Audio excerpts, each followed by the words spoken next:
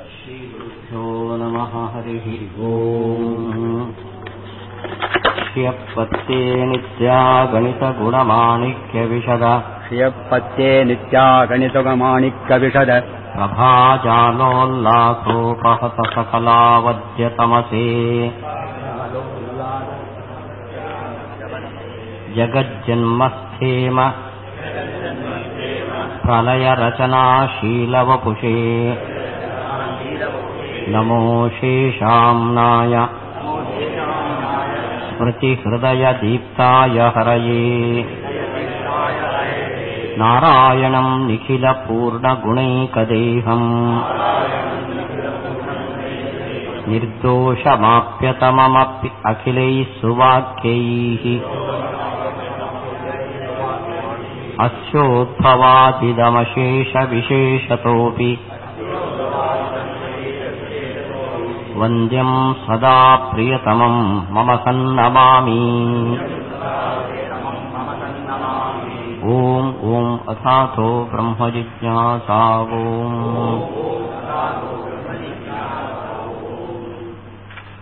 ವಿಷಯತ್ವ ನಿರೂಪಣೆಯಲ್ಲಿ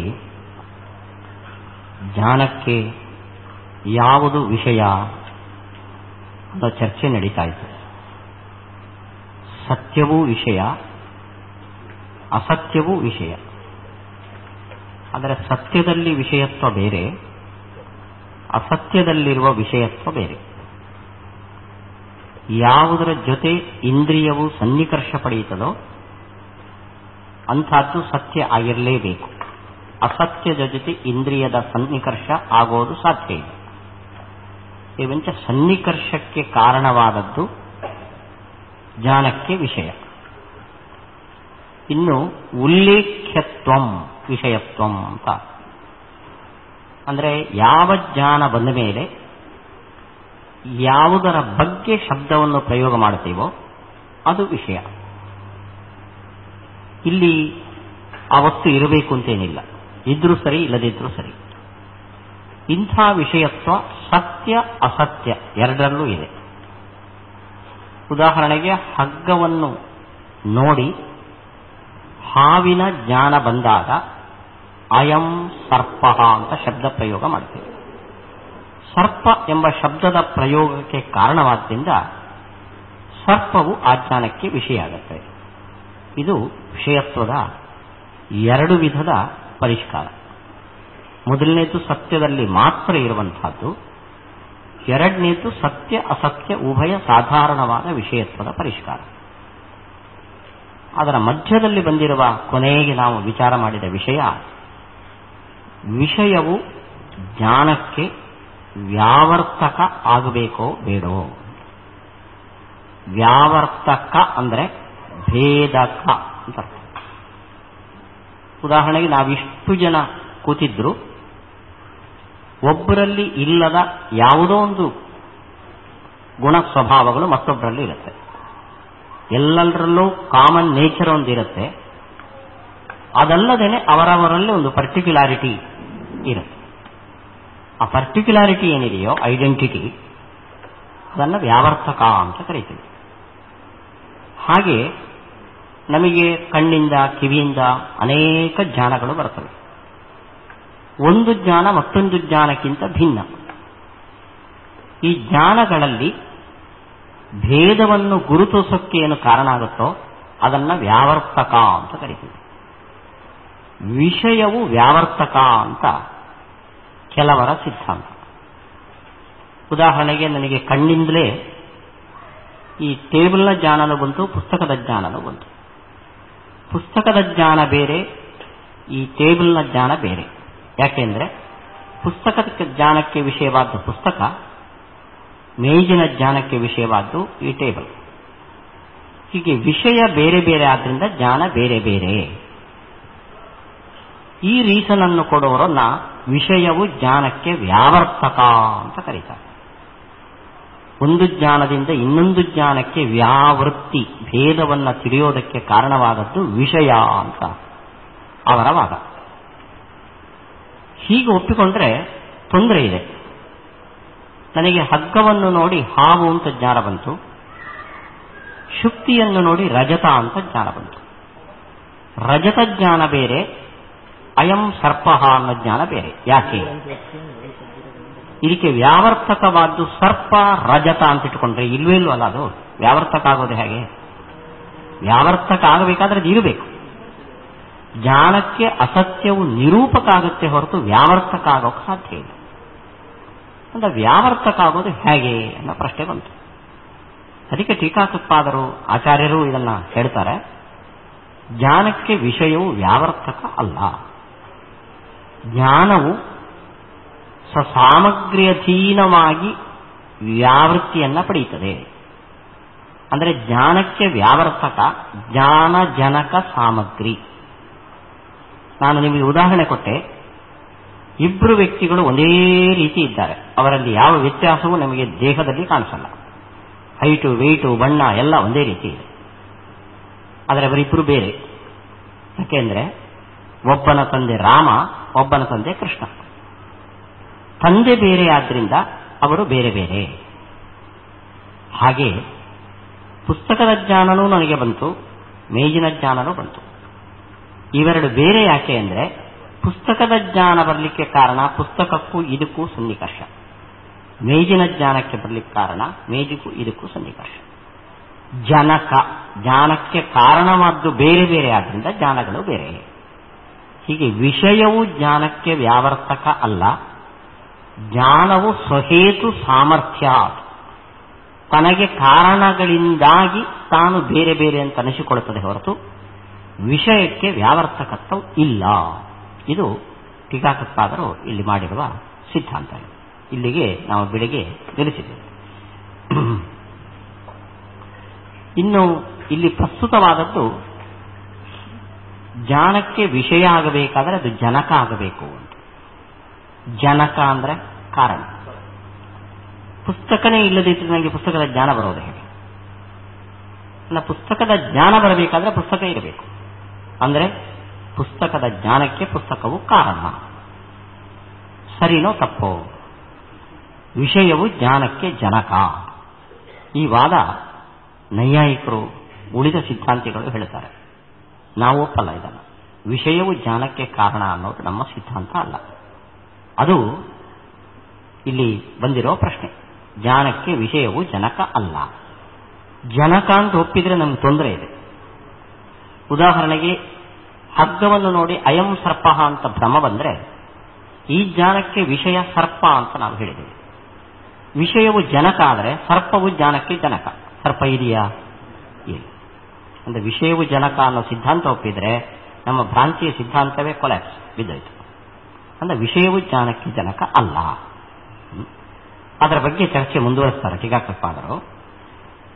ಕಿಂಚ ಸತ್ಯಸ್ಥಲೇಪಿ ನ ಸಾಕ್ಷಾತ್ ಸಾಕ್ಷಾತ್ಕಾರಂ ಪ್ರತಿ ಕಾರಣತ್ವಂ ಅರ್ಥಸ್ಯ ಕಿಂತು ಇಂದ್ರಿಯ ಸನ್ನಿಕರ್ಷಸ್ಯೈವ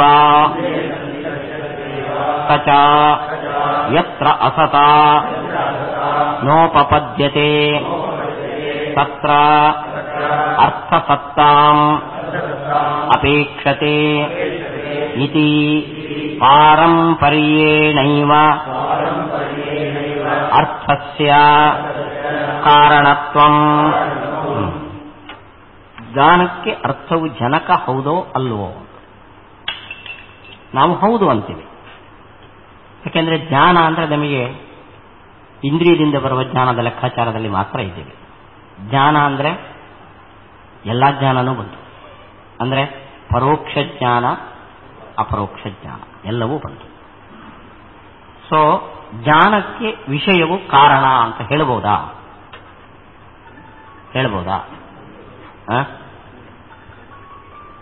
ಉದಾಹರಣೆಗೆ ಪುಸ್ತಕ ಇಲ್ಲದಿದ್ರೆ ಪುಸ್ತಕದ ಜ್ಞಾನ ಬರಲ್ಲ. ಆದರೆ ನೀವಿಲ್ಲಿ ಬಂದಿದ್ದೀರಿ, ಇಲ್ಲಿಯ ವಾತಾವರಣ ಪರಿಸರ ನೋಡಿ ನಿನ್ನೆ ಮಳೆ ಬಂದಿದೆ ಅಂತ ನಿಮಗೆ ಜ್ಞಾನ ಬಂತು. ಯಾವತ್ತು ಜ್ಞಾನ ಬಂದಿದ್ದು? ಇವತ್ತು ಮಳೆ ಬಂದಿದೆ ಅಂತ ಮಳೆಯ ಜ್ಞಾನ ಬಂತು. ಈ ಮಳೆಯು ನಿಮ್ಮ ಜ್ಞಾನಕ್ಕೆ ಕಾರಣವಾ? ಇವತ್ತಿಲ್ವೇ ಇಲ್ಲ. ಈ ಜ್ಞಾನ ಬಂದಿದ್ದು ಇವತ್ತು, ಮಳೆ ಇವತ್ತಿಲ್ಲ. ಸೊ ಜ್ಞಾನ ಬಂದಾಗ ವಿಷಯ ಇರಲೇಬೇಕು ಅನ್ನೋ ನಿರ್ಬಂಧ ಇಲ್ಲ. ಇಲ್ಲ ಅಂದಮೇಲೆ ಅದು ಕಾರಣ ಆಗಲಿಕ್ಕೆ ಸಾಧ್ಯ ಇಲ್ಲ. ಆದ್ರಿಂದ ಪರೋಕ್ಷ ಜ್ಞಾನದಲ್ಲಿ ವಿಷಯವು ಕಾರಣ ಅಲ್ಲ. ವಿಷಯ ಇಲ್ಲದಿದ್ರೂ ಜ್ಞಾನ ಬರಬಹುದು. ಇನ್ನು ಅಪರೋಕ್ಷ ಜ್ಞಾನದಲ್ಲಿ ಅಲ್ಲಿ ಜ್ಞಾನ ಬಂದಾಗ ವಿಷಯ ಇರುತ್ತೆ. ಉದಾಹರಣೆಗೆ ನನಗೆ ಶಬ್ದ ಕೇಳಿಸ್ಬೇಕಂದ್ರೆ ಶಬ್ದ ಇರಬೇಕು, ಬಣ್ಣ ಕಾಣಿಸ್ಬೇಕಾದ್ರೆ ಬಣ್ಣ ಇರಬೇಕು. ಅಪರೋಕ್ಷ ಜ್ಞಾನಕ್ಕೆ ವಿಷಯವು ಕಾರಣವೋ ಹೇಗೆ ಅಂತ ಅನ್ನೋದು ವಿಚಾರ ಮಾಡಬೇಕಾದ ಸಂದರ್ಭ. ಆದರೆ ನೋಡಿ, ಇಲ್ಲಿ ಉದಾಹರಣೆಗೆ ನಾನು ಪಾಠ ಹೇಳ್ತಾ ಇದ್ದೇನೆ. ಪಾಠ ಹೇಳೋದಕ್ಕೆ ನಾನು ಕಾರಣ, ನೀವು ಕಾರಣ. ನೀವಿಲ್ಲದಿದ್ದರೂ ಪಾಠ ನಡೆಯಲ್ಲ, ನಾನಿಲ್ಲದಿದ್ದರೂ ಪಾಠ ನಡೆಯಲ್ಲ. ಆದರೆ ನೀವಿರೋದಕ್ಕೆ ನಿಮ್ಮ ತಂದೆ ಕಾರಣ, ನಾನಿರೋದಕ್ಕೆ ನಮ್ಮ ಅಪ್ಪ ಕಾರಣ. ತಲಿಮಾರಿನಲ್ಲಿ ಪಾಠ ನಡೆಯೋದಕ್ಕೆ ಹರಿದಾಸ್ ಭಟ್ರ ಅಪ್ಪ ಕಾರಣ ಅಂತ ಹೇಳ್ತೀರಾ ಹೇಗೆ? ಇಲ್ಲ. ಯಾಕೆ ಅಂದರೆ ಹರಿದಾಸ್ ಭಟ್ರು ಕಾರಣ, ನೀವು ಕಾರಣ. ನಿಮ್ಮಪ್ಪ ನಮ್ಮಪ್ಪಗಳು ಕಾರಣ ಅಲ್ಲ. ಅದನ್ನು ಅನ್ಯಥಾ ಸಿದ್ಧ ಅಂತ ಕರೀತೀವಿ. ಹೊಸ ಅವರು ಇಲ್ಲದೆ ನಾವಿರೋದಕ್ಕೆ ಸಾಧ್ಯ ಇಲ್ಲ. ಆದರೆ ಅವರು ಕಾರಣ ಅಲ್ಲ, ನೇರ ಅಲ್ಲ. ಹಾಗೆ ಈ ಪುಸ್ತಕದ ಜ್ಞಾನ ಬರಬೇಕಾದ್ರೆ ಇಮಿಡಿಯೇಟ್ ಕಾಸ್ಟ್ ಏನು ಅಂದರೆ ಕಣ್ಣಿಗೂ ಇದಕ್ಕೂ ಸನ್ನಿಕರ್ಷ. ಇದು ಇದ್ರೂ ಇದರ ಜ್ಞಾನ ಬರದೇ ಇರಬಹುದು. ನಾನು ಈ ಕಡೆ ನೋಡ್ತಾ ಇದ್ದೆ. ಅಲ್ಲಿಗೆ ಜ್ಞಾನಕ್ಕೆ ಅವಶ್ಯ ಕಾರಣ ಯಾವುದು ಅಂದರೆ ವಿಷಯ ಇಂದ್ರಿಯ ಸನ್ನಿಕರ್ಷ. ಈ ವಿಷಯ ಇಂದ್ರಿಯ ಸನ್ನಿಕರ್ಷ ಆಗಬೇಕಾದ್ರೆ ವಿಷಯ ಇರಬೇಕು. ಅಲ್ಲಿಗೆ ನನ್ನ ಅಪ್ಪನಂತೆ ಜ್ಞಾನಕ್ಕೆ ಕಾರಣವಾದ್ದು ಸನ್ನಿಕರ್ಷ, ಸನ್ನಿಕರ್ಷಕ್ಕೆ ಕಾರಣವಾದ್ದು ವಿಷಯ. ಅಲ್ಲಿಗೆ ವಿಷಯವು ಜ್ಞಾನಕ್ಕೆ ಕಾರಣ ಅಲ್ಲ. ಜ್ಞಾನ ಜನಕವಾದ್ದು ಸನ್ನಿಕರ್ಷ, ಸನ್ನಿಕರ್ಷ ಜನಕವಾದ್ದು ವಿಷಯ. ವಿಷಯವು ಜ್ಞಾನಕ್ಕೆ ಕಾರಣ ಅಲ್ಲ. ಪಾಠಕ್ಕೆ ಪ್ರಯೋಜಕ ಅಂತಾರೆ, ಅದನ್ನು ಕಾರಣ ಅಲ್ಲ. ಪಾಠಕ್ಕೆ ಕಾರಣವಾದ್ದು ನಾನು, ನನಗೆ ಕಾರಣವಾದವರು ನನ್ನ ಪಿತ, ಅವರು ಪಾಠಕ್ಕೆ ಕಾರಣ ಅಲ್ಲ. ಹಾಗೆ ಸನ್ನಿಕರ್ಷದಿಂದ ವಿಷಯವು ಅನ್ಯಥಾ ಸಿದ್ಧ. ಆದ್ದರಿಂದ ವಿಷಯವು ಜ್ಞಾನಕ್ಕೆ ಕಾರಣ ಅಲ್ಲ. ಅಪರೋಕ್ಷ ಸ್ಥಳದಲ್ಲಿ, ಪರೋಕ್ಷ ಸ್ಥಳದಲ್ಲಿ ಅಲ್ವೇ ಅಲ್ಲ, ಅಪರೋಕ್ಷ ಸ್ಥಳದಲ್ಲೂ ಕೂಡ ವಿಷಯವು ಜ್ಞಾನಕ್ಕೆ ಕಾರಣ ಅಲ್ಲ. ಅಲ್ಲ, ಅಸತ್ಯದ ಜ್ಞಾನವು ಬರಬಹುದು. ತುಂಬಾ ಮುಖ್ಯವಾದ ಅಂಶ ಇದು. ನಮ್ಮಲ್ಲಿ ಭ್ರಾಂತಿಯಲ್ಲಿ ತೋರುವ ವಸ್ತು ಅಸತ್ಯ ಅಂತ ನಾವು ಹೇಳ್ತೇವೆ. ಇದೇ ಅಭಿನವ ಅನ್ಯಥಾ ಖ್ಯಾತಿ. ಇದನ್ನು ಯಾರೂ ಹೇಳಿಲ್ಲ. ಆದ್ದರಿಂದ ಅಸತ್ಯವು ಭ್ರಾಂತಿಯಲ್ಲಿ ತೋರುತ್ತದೆ. ಭ್ರಾಂತಿಯಲ್ಲಿ ತೋರುವ ವಸ್ತು ಎಲ್ಲೂ ಇಲ್ಲ, ಸರ್ವತಾ ಅಸತ್ಯ ಅಂತ ಹೇಳಬೇಕಾದ್ರೆ ಈ ಪಾಯಿಂಟ್ ತುಂಬಾ ಮುಖ್ಯ. ಅಸತ್ಯವು ತೋರೋದು ಹೇಗೆ? ತೋರಬೇಕಾದ್ರೆ ಸತ್ಯ ಆಗಬೇಕಲ್ಲ ಅಂತ ಪ್ರಶ್ನೆ. ಸತ್ಯಕ್ಕೆ ಕಾಂಟ್ಯಾಕ್ಟ್ ಆಗಿ ಅಸತ್ಯವು ತೋರ್ತದೆ. ತೋರೋದೆಲ್ಲ ಸತ್ಯ ಆಗಿರಬೇಕಂತಿಲ್ಲ. ಇದು ನಮ್ಮ ಸಿದ್ಧಾಂತ. ನನು ತರ್ಹಿ ಅಸತ ರಜತಾದಿನ ಸನ್ನಿಕರ್ಷ ಅಯೋಗಾತ್ ಕಥಂ ಇಂದ್ರಿಯೇಣ ಸಜ್ಞಾನ ಜನ್ಮ ಇತಿ ಚೇನ್ನ ಶುಕ್ತಿಕಾ ಸನ್ನಿಕೃಷ್ಟಂ ದುಷ್ಟಂ ಇಂದ್ರಿಯಂ ತಾಮೇವ ಅತ್ಯಂತ ಅಸತ್ ರಜತಾತ್ಮನ ಅವಗಾಹಮಾನಂ ಜ್ಞಾನಂ ಜನಯತಿ ಇತ್ಯಂಗೀಕಾರಾತ್ ಅತ ಏವ ನ ಅಸಖ್ಯಾತಿ ಪ್ರಸಂಗಃ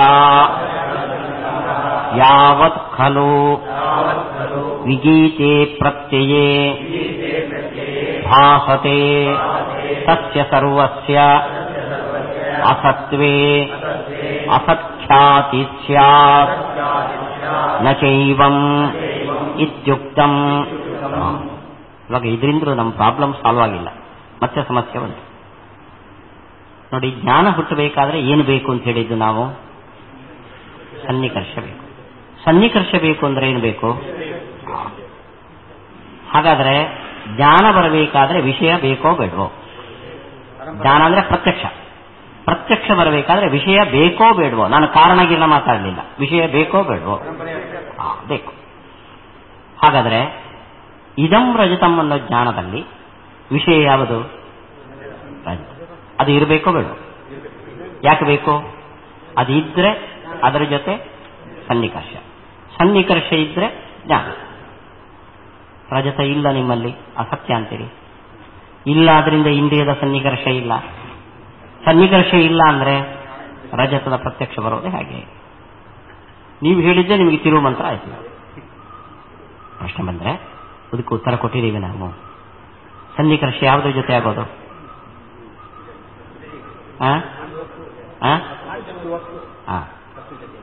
ಹಗ್ಗ ಅಥವಾ ಶುಕ್ತಿ.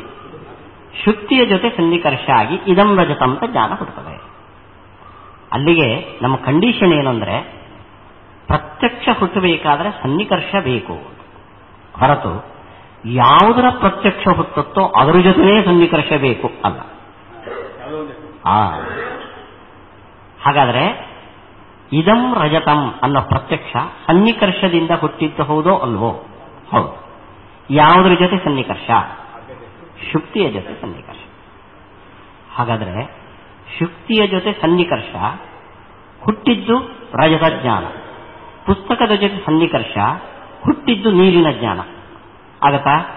ಹೇಗಿದು ಅಲ್ವಾ? ಹಾಗೆಲ್ಲ ಆ ಪ್ರಶ್ನೆ ಅಲ್ಲ. ಒಂದರ ಜೊತೆ ಸನ್ನಿಕರ್ಷ ಇನ್ನೊಂದರ ಜ್ಞಾನ ಅಂದ್ರೆ ನಾವು ನಿಮ್ಮನ್ನು ನೋಡಿ ದೇವ್ರ ಜ್ಞಾನ, ರಾಮದೇವ್ರ ಜ್ಞಾನ ನನಗೆ ಬರಲಿ ಅಂತ ಪ್ರಶ್ನೆ. ಅದಿಲ್ಲ. ಯಾಕೆಂದ್ರೆ ದೋಷ ಇದ್ರೆ ಇಂಥ ಕೆಲಸ ನಡೀತದೆ. ದೋಷ ಇಲ್ಲದಿದ್ರೆ ಯಾವುದರ ಜೊತೆ ಸನ್ನಿಕರ್ಷನೋ ಅದರದ್ದೇ ಜ್ಞಾನ. ದೋಷ ಇದ್ದಾಗ ಯಾವುದರ ಜೊತೆ ಸನ್ನಿಕರ್ಷನೋ ಇನ್ನೊಂದರ ಜ್ಞಾನ. ಇದು ದೋಷದ ಕಾರ್ಬಾರ. ಶುಕ್ತಿಯ ಜೊತೆ ಸನ್ನಿಕರ್ಷ ಆದಾಗ ಶುಕ್ತಿಯ ಜ್ಞಾನನೇ ಹುಟ್ಟಬೇಕಾಗಿತ್ತು. ಆದರೆ ಶುಕ್ತಿಯ ಜೊತೆ ಸನ್ನಿಕರ್ಷ ಆದಾಗ ರಜತ ಜ್ಞಾನ ಬಂತು ನಮಗೆ. ಇದು ಯಾವುದರ ಕಾರ್ಬಾರು? ದೋಷದ ಕಾರ್ಬಾರ. ಇದು ನಮ್ಮ ಭ್ರಾಂತಿ. ಸತ್ಯದ ಜೊತೆ ಕಣ್ಣು ಸನ್ನಿಕರ್ಷ ಪಡೆದು ಅಸತ್ಯದ ಜ್ಞಾನವನ್ನು ಉಂಟು ಮಾಡುತ್ತೆ. ನೋಡಿ, ಈ ಥಿಯರಿಯಿಂದ ನಾವು ಅನ್ಯಥಾಖ್ಯಾತಿವಾದಿಗಳು, ನೈಯಾಯಿಕರು ಅನ್ಯಥಾಖ್ಯಾತಿವಾದಿಗಳು, ನಾವು ಅಸತ್ಖ್ಯಾತಿವಾದಿಗಳು, ಬೌದ್ಧರು ಅಸತ್ಖ್ಯಾತಿವಾದಿಗಳು, ಶೂನ್ಯವಾದಿಗಳು. ನಾವು ಬೌದ್ಧರ ಥಿಯರಿಯೂ ಅಲ್ಲ, ನೈಯಾಯಿಕರ ಥಿಯರಿಯೂ ಅಲ್ಲ. ಅದಕ್ಕೆ ಅಭಿನವ ಅನ್ಯಥಾಖ್ಯಾತಿ ಅಂತ ನಮಗೆ ಕರೆದು. ಬೌದ್ಧರ ಥಿಯರಿ ಯಾಕಲ್ಲ? ಬೌದ್ಧರು ಇದಂ ರಜತಂ ಅನ್ನೋ ಜ್ಞಾನದಲ್ಲಿ ತೋರುವ ರಜತ ನಮ್ಮ ತರ ಅಸತ್ಯ ಅಂತಾರೆ, ನಾವು ಅಸತ್ಯ ಅಂತೇವೆ. ಆದರೆ ಅವರು ನಾವು ಈಕ್ವಲೋ ಅಂದ್ರೆ ಅವರು ಇದಂ ಅನ್ನೋದು ಅಸತ್ಯ, ರಜತಂ ಅನ್ನೋದು ಅಸತ್ಯ ಅಂತ. ಇದಂ ರಜತಂ ಅಂತ ನಾವು ಹೇಳಿದ್ದು ಏನಂದ್ರೆ, ಯಾವುದು ರಜತ ತೋರ್ತಾ ಇದೆಯೋ ಅದು ಇದಂ ಅಂದ್ರೆ ಆ ರಜತ. ಆ ರಜತ ಇದೆಯಾ? ಇಲ್ಲ. ಇದಮ್ಮೂ ಇಲ್ಲ. ಭ್ರಾಂತಿಯಲ್ಲಿ ತೋರುವ ವಸ್ತುಗಳೆಲ್ಲವೂ ಅಸತ್ಯ. ಇದು ಅಸತ್ಖ್ಯಾತಿವಾದ ಬೌದ್ಧರು. ನಮ್ಮಲ್ಲಿ ಇದಂ ಅಂತ ಯಾವುದನ್ನು ಹೇಳೋದು? ಶುಕ್ತಿ. ಯಾವುದರ ಜೊತೆ ಚಕ್ಷು ಸನ್ನಿಕರ್ಷ ಆಯಿತೋ ಅದು ಇದಂ. ಅದು ಇದೆಯೋ ಇಲ್ಲೋ? ಇದೆ. ರಜತಂ ಅನ್ನೋದು ಇಲ್ಲ. ಒಂದಿದೆ, ಒಂದಿಲ್ಲ. ಅಲ್ಲಿಗೆ ಅಸತ್ಖ್ಯಾತಿಯಿಂದ ವ್ಯತ್ಯಾಸವಾಗಿದೆ. ಅವರು ಜ್ಞಾನದಲ್ಲಿ ತೋರುವ ಯಾವುದೂ ಇಲ್ಲ ಅಂತಾರೆ. ನಾವು ಜ್ಞಾನದಲ್ಲಿ ತೋರುವ, ಭ್ರಾಂತಿಯಲ್ಲಿ ತೋರುವ ಒಂದು ಇದೆ, ಒಂದಿಲ್ಲ. ಅಧಿಷ್ಠಾನ ಇದೆ, ಆರೋಪ್ಯ ಇಲ್ಲ. ಅಲ್ಲಿಗೆ ಬೌದ್ಧರಿಗಿಂತ ವಿಲಕ್ಷಣ್ಯ ಬಂತು. ಇನ್ನು ನೈಯಾಯಿಕರು ಅಂತಾರೆ ಇದಂ ರಜತಂ. ಇದಂ ಅಂದ್ರೆ ಶುಕ್ತಿ, ರಜತಂ ಅಂದ್ರೆ ಆ ರಜತವು ಅಸತ್ಯ ಅಲ್ಲ ಅಂತಾರೆ. ಯಾಕೆಂದ್ರೆ ಅಸತ್ಯವು ಕಾಣೋದು ಹೇಗೆ? ಅದಕ್ಕೆ ಇದಂ ನೋಡಿದ ಕೂಡಲೇ ನಿಮಗೆ ನಿನ್ನೆ ಎಲ್ಲೋ ಅಂಗಡಿಯಲ್ಲಿ ಬೆಳ್ಳಿ ನೋಡಿದ್ರೆ ಅದರ ಸ್ಮರಣೆ ಬಂತು. ಅಲ್ಲಿಗೆ ರಜತವು ಸತ್ಯನೋ ಅಸತ್ಯನೋ ಅಂದ್ರೆ ಸತ್ಯ ಅಲ್ಲಿದೆಯಲ್ಲ. ಅಲ್ಲಿಗೆ ಇದಂ ಅನ್ನೋದು ಸತ್ಯ, ರಜತಂ ಅನ್ನೋದು ಅನ್ಯತ್ರ ಸತ್ಯ, ಇಲ್ಲಿ ಅಲ್ಲ. ಇದು ಅನ್ಯಥಾಖ್ಯಾತಿ. ಅದರ ತಾದಾತ್ಮ್ಯ ಇಲ್ಲಿ ಕಾಣಿಸ್ತದೆ. ಆ ರಜತನೇ ಇದು ಅಂತ ಕಾಣಿಸ್ತದೆ. ಅದು ಮಾತ್ರ ತಪ್ಪು. ಅದೇ ರಜತ ಇದಲ್ಲ. ಇದು ಅನ್ಯಥಾಖ್ಯಾತಿವಾದ. ಇದರಂತೆ ನಮ್ದ ಅಲ್ಲ. ನೋಡಿ, ನಾನು ನಿನ್ನೆ ನೋಡಿದ್ದು ಅಂಗಡಿಯಲ್ಲಿ ಬೆಳ್ಳಿ ಲೋಟ, ಬೆಳ್ಳಿ ತಂಬಿಗೆ. ಇವತ್ತು ಇಲ್ಲಿ ಕಾಣೋದು ಚಚ್ಚೌಕವಾದ ಚಿಪ್ಪು. ಇದನ್ನು ರಜತ ಅಂದೆ. ಅದೇ ಇದು ಅಂತ ಜ್ಞಾನ ಬರಕ್ಕೆ ಸಾಧ್ಯನಾ? ಅದು ಲೋಟ, ತಂಬಿಗೆ, ಇದು ಚೌಕಾಕಾರದ ಚಪ್ಪಟೆಯ ಒಂದು ವಸ್ತು. ಅಂದ್ರೆ ಅದೇ ಇಲ್ಲಿ ತೋರಿದ್ದಲ್ಲ. ನಾನು ಇವತ್ತು ನೋಡುವ ಬೆಳ್ಳಿ ಇದುವರೆಗೆ ನೋಡದ ಒಂದು ಹೊಸ ಬೆಳ್ಳಿಯ ಪದಾರ್ಥ ಇದೆ. ಅಲ್ಲಿಗೆ ಇಲ್ಲಿ ತೋರುವ ಬೆಳ್ಳಿ ಆ ಬೆಳ್ಳಿ ಅಲ್ಲ, ಮತ್ತೆ ಸರ್ವತಾ ಅಸತ್ಯ. ಅಲ್ಲಿಗೆ ನೈಯಾಯಿಕರು ಇದಮ್ಮೂ ಸತ್ಯ, ರಜತನೂ ಸತ್ಯ ಅಂತಾರೆ. ನಾವು ಇದಂ ಸತ್ಯ, ರಜತ ಅಸತ್ಯ ಅಂತೀವಿ. ಅಲ್ಲಿಗೆ ಅವರ ಅನ್ಯಥಾಖ್ಯಾತಿಗಿಂತ ನಮ್ಮದು ವಿಲಕ್ಷಣ್ಯ ಬಂತು. ಬೌದ್ಧರು ಇದಮ್ಮೂ ಅಸತ್ಯ, ರಜತನೂ ಅಸತ್ಯ ಅಂತಾರೆ. ನಾವು ಇದಂ ಸತ್ಯ, ರಜತ ಅಸತ್ಯ ಅಂತೀವಿ. ಅಲ್ಲಿಗೆ ಬೌದ್ಧವಾದಕ್ಕಿಂತ ವಿಲಕ್ಷಣ್ಯ ಬಂತು. ಇದು ಭ್ರಾಂತಿಯ ಥಿಯರಿ ನಮ್ಮದು. ಇದನ್ನ ಅಭಿನವ ಅನ್ಯಥಾಖ್ಯಾತಿ ಅಂತ ನಮ್ಮ ದ್ವೈತ ಸಿದ್ಧಾಂತದಲ್ಲಿ ನಾವು ಕರೀತೇವೆ. ಉಳಿದ ಯಾರೂ ಒಪ್ಪದ ಒಂದು ಹೊಸ ಭ್ರಾಂತಿಯ ಸಿದ್ಧಾಂತವನ್ನು ಆಚಾರ್ಯರು ಹುಟ್ಟು ಹಾಕಿದ್ದಾರೆ ಅನುಭವಕ್ಕೆ ಅನುಗುಣವಾಗಿ. ಇದನ್ನ ಇಲ್ಲಿ ಸಮರ್ಥನೆ ಮಾಡಿದ್ದಾರೆ. ಅನುಭವಕ್ಕೆ ಸರಿ ಹೋಗುವ ವಾದ ಇದು. ಇದನ್ನ ನಾವು ಅಂತ್ಯ ಸಿದ್ಧತ್ವ ಸಿದ್ಧಾಂತ ಅಂತ ನಾವು ಹೇಳ್ತೇವೆ. ನೋಡಿ, ಭ್ರಾಂತಿಯ ಬಗ್ಗೆ ಎಷ್ಟು ಡೆವಲಪ್ಮೆಂಟ್ಸ್ ನಡೀತು ಅಂತ. ಆಯ್ತಾ? ಕೊನೆಗೆ ಬಂದಿದ್ದು ಒಂದು ತೀರ್ಮಾನ. ಆಯ್ತಾ? ಅದರ ವಿಮರ್ಶೆ ಹಿನ್ನೆಲೆಯಲ್ಲಿ ಒಂದು ಥಿಯರಿ ಫಾರ್ಮ್ ಆಯ್ತು.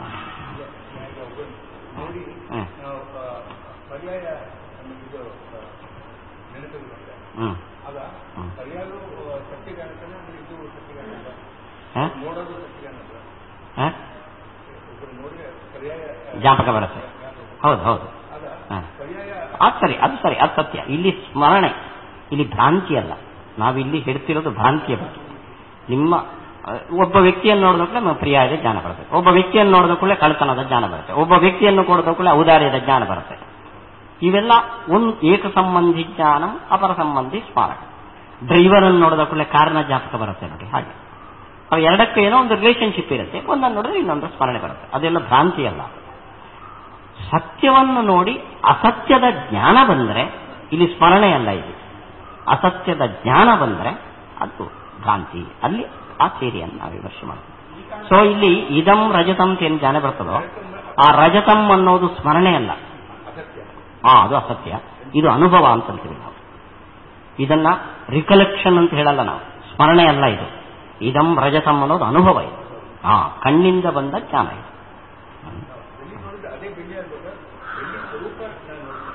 ಹೌದು, ಬೆಳ್ಳಿ ಸ್ವರೂಪ ನೋಡಿದ್ರಿ.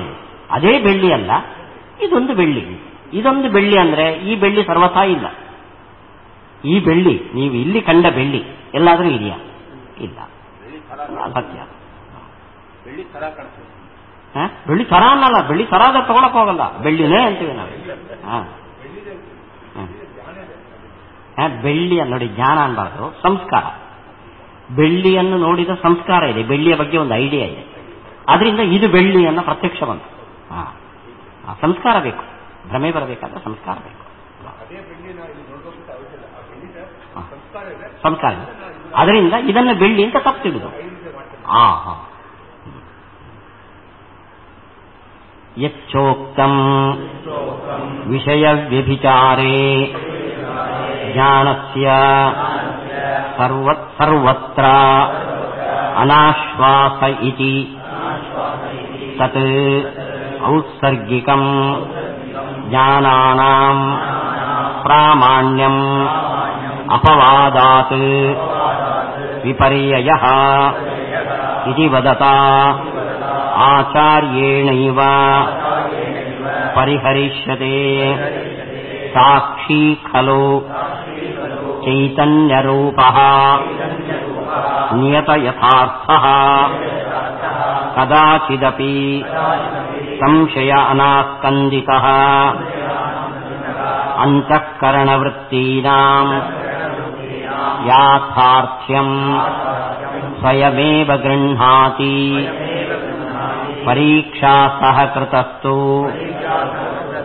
ಅಯಾಥಾರ್ಥ್ಯಂ ಇತಿ ಬಾದರಾಯಣೀಯಂ ಮತಂ ಅತ ಏವ ಅನಾಶ್ವಾಸ ನಿರಸನ ಉಪಾಯಃ ನ ಜ್ಞಾನೇಷು ಕಶ್ಚಿದ್ವಿಶೇಷಃ ಅಸ್ತಿ ಇತಿ ನಿರಸ್ತಂ.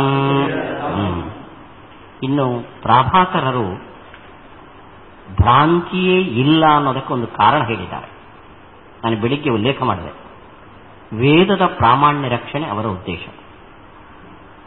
ಕೆಲವು ಜ್ಞಾನ ಸರಿ, ಕೆಲವು ಜ್ಞಾನ ತಪ್ಪು ಅಂತಾದರೆ ವೇದದಿಂದ ಬಂದ ಜ್ಞಾನ ಸರಿನೋ ತಪ್ಪೋ ಅಂತ ಡೌಟ್ ಬರುತ್ತೆ. ಎಲ್ಲಾ ಜ್ಞಾನವೂ ಸರಿ ಅಂತಾದರೆ ಆವಾಗ ಸರಿಯೋ ತಪ್ಪೋ ಅನ್ನೋ ಡೌಟ್ ಬರಲಿಕ್ಕೆ ಕಾರಣವೇ ಇಲ್ಲ. ಅಂದ್ರೆ ಎಲ್ಲಾ ಜ್ಞಾನವೂ ಸರಿ, ಯಥಾರ್ಥ ಅಂತ. ಇದು ಪ್ರಾಭಾಕರರ ಸಿದ್ಧಾಂತ. ಇದಕ್ಕೇನು ಉತ್ತರ ಕೊಡ್ತೀರಿ? ನೀವು ಭ್ರಾಂತಿ ಇದೆ ಅಂತ ಹೋಗ್ತೀರಿ. ಆದರೆ ವೇದದಿಂದ ಜ್ಞಾನ ಬಂದಾಗ ಇದು ಭ್ರಾಂತಿನೋ ಪ್ರಮಾಣೋ ಅಂತ ಸಂಶಯ ಬರುತ್ತಲ್ಲ. ಇದಕ್ಕೇನು ಪರಿಹಾರ ಅಂದರೆ ಆಚಾರ್ಯರ ಸಿದ್ಧಾಂತ ಪ್ರಾಮಾಣ್ಯಂ ಸ್ವತಃ. ನಾವು ತತ್ವನಿರ್ಣಯದಲ್ಲಿ ಈ ಬಗ್ಗೆ ತುಂಬಾ ಚರ್ಚೆ ನಡೆದಿದೆ. ಅಂದರೆ ಜ್ಞಾನವನ್ನು ಗ್ರಹಿಸುವಾಗ ಆ ಜ್ಞಾನದ ಪ್ರಾಮಾಣ್ಯವನ್ನು ಗ್ರಹಿಸುತ್ತೆ ಅನ್ನೋದು ಒಂದು ನಿಯಮ. ನೋಡಿ, ನಾವು ಡೌಟ್ ಪಡ್ತೇವೆ. ಇಲ್ಲಿ ನಿಂತ್ಕೊಂಡು ಬಿಸಿಲಲ್ಲಿ ರಸ್ತೆಯಲ್ಲಿ ಅಂದರೆ ಟಾರ್ ರೋಡಲ್ಲಿ ಮಧ್ಯಾಹ್ನದ ಬಿಸಿಲಲ್ಲಿ ನೀರು ಕಂಡ್ರೆ ನೀರಿದೆಯೋ ಇಲ್ವೋ ಅಂತ ಡೌಟ್ ಬರೋದು. ಆದರೆ ಇಲ್ಲಿ ಕೆರೆ ಕಟ್ಟೆಯಲ್ಲಿ ಕೆಳಗಡೆ ನೀರು ನೋಡಿದ್ರೆ ನೀರಿದೆಯೋ ಇಲ್ಲೋ ಅಂತ ಡೌಟ್ ಬರುತ್ತೆ ನಮಗೆ. ಯಾಕೆ? ಅಲ್ಲೂ ನೀರು ನೋಡಿದ್ರಿ, ಇಲ್ಲಿ ನೀರು ನೋಡಿದ್ರಿ, ಒಂದು ಕಡೆ ಸಂಶಯ ಬಂತು, ಒಂದು ಕಡೆ ಸಂಶಯ ಬರಲಿಲ್ಲ. ಯಾಕೆ?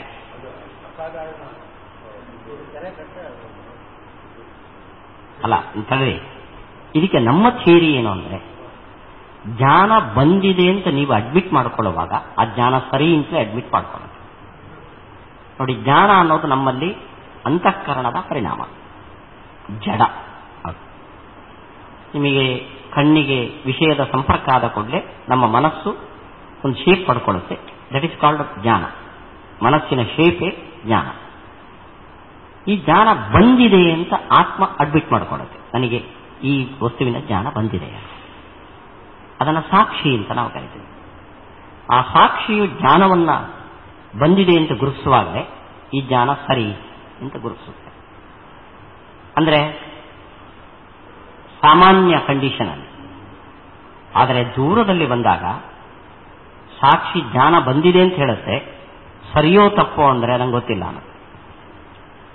ಅಂದರೆ ಯಾವ ಕಂಡೀಷನ್ ಪೂರ್ವ ಫುಲ್ಫಿಲ್ ಆಗಿರಲ್ಲೋ ಅಂಥ ಸಂದರ್ಭದಲ್ಲಿ ಸಾಕ್ಷಿಯು ಜ್ಞಾನವನ್ನು ಮಾತ್ರ ಒಪ್ಪಿಕೊಳ್ಳುತ್ತೆ.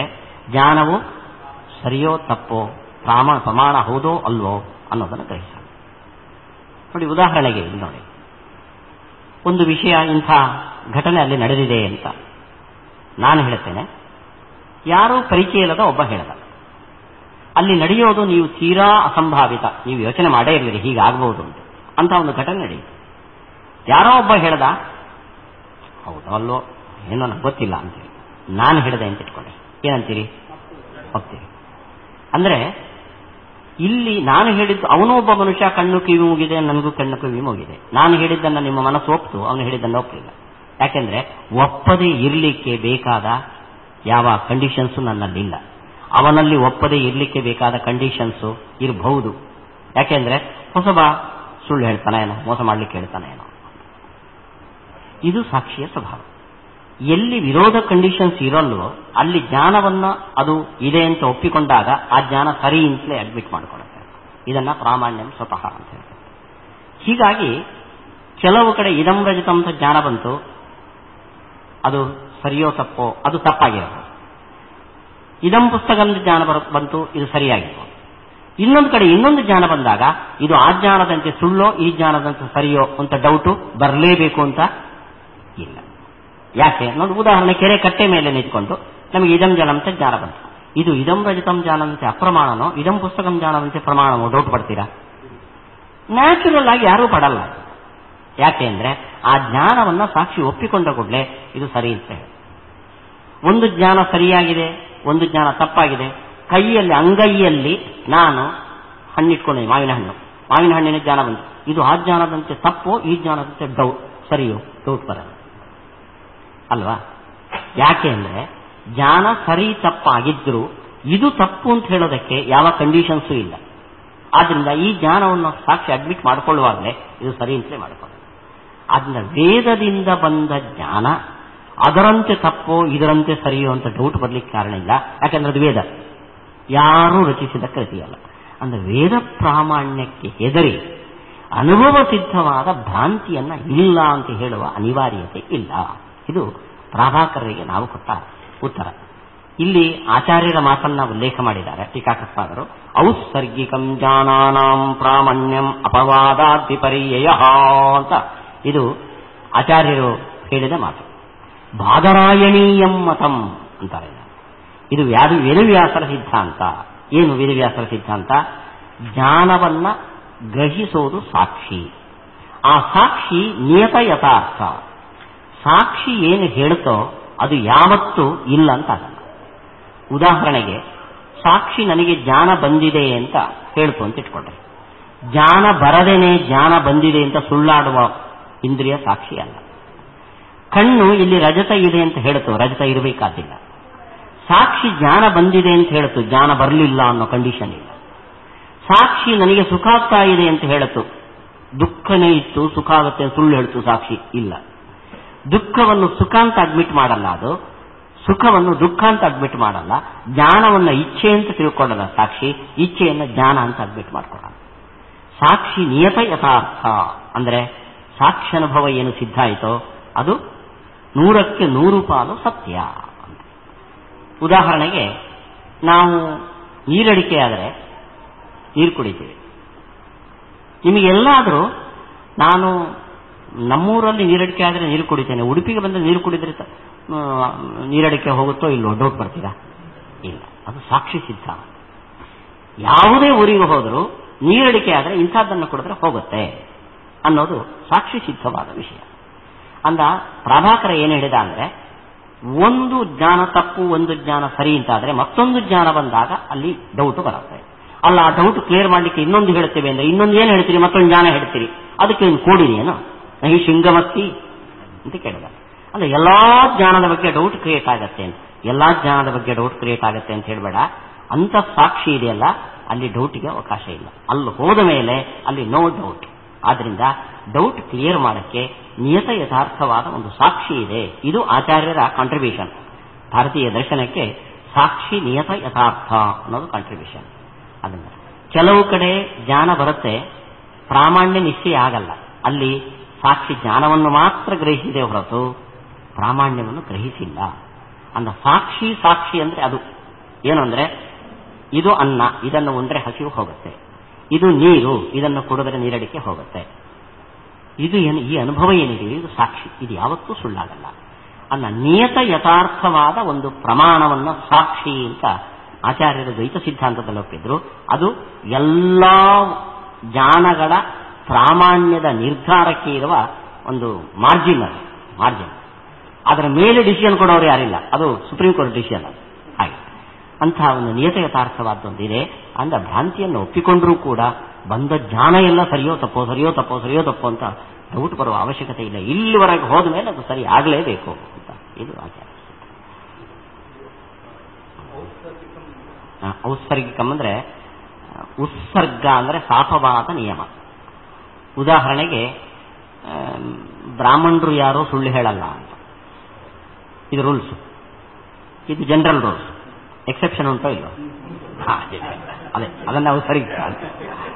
ಯಾವ ರೂಲ್ಸಿಗೆ ಒಂದೆರಡು ಎಕ್ಸೆಪ್ಷನ್ ಇರುತ್ತೋ ಅದನ್ನು ಔತ್ಸರ್ಗಿಕ ಅಂತಾರೆ. ಹಾಗೆ ಜ್ಞಾನಗಳಿಗೆ ಪ್ರಾಮಾಣ್ಯ ಔತ್ಸರ್ಗಿಕ ಅಂದ್ರೆ ಜ್ಞಾನ ಬಂದಿದ್ದೆಲ್ಲ ಪ್ರಮಾಣ ಆಗೇ ಇರುತ್ತೆ ಅನ್ನೋದು ಔತ್ಸರ್ಗಿಕ. ಕೆಲವು ಕಡೆ ಅಪ್ರಮಾಣ ಆಗುತ್ತೆ ಅಂತ. ಯಾರೋ ಇಲ್ಲ. ಅದ್ವೈತದಲ್ಲೂ ಸಾಕ್ಷಿ ಅಂತ ಒಂದಿದೆ, ನಮ್ಮ ಸ್ಥಾನಮಾನ ಕೊಡ್ಲಿಲ್ಲ. ಅವಿದ್ಯೋಪಲಕ್ಷಿತ ಚೈತನ್ಯಂ ಸಾಕ್ಷಿ ಅಂತಾರೆ. ನಮ್ದು ಅಂಥದ್ದಲ್ಲ.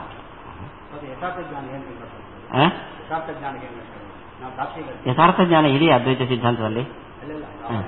ಪ್ರಭಾಕರ ಯಥಾರ್ಥ ಜ್ಞಾನ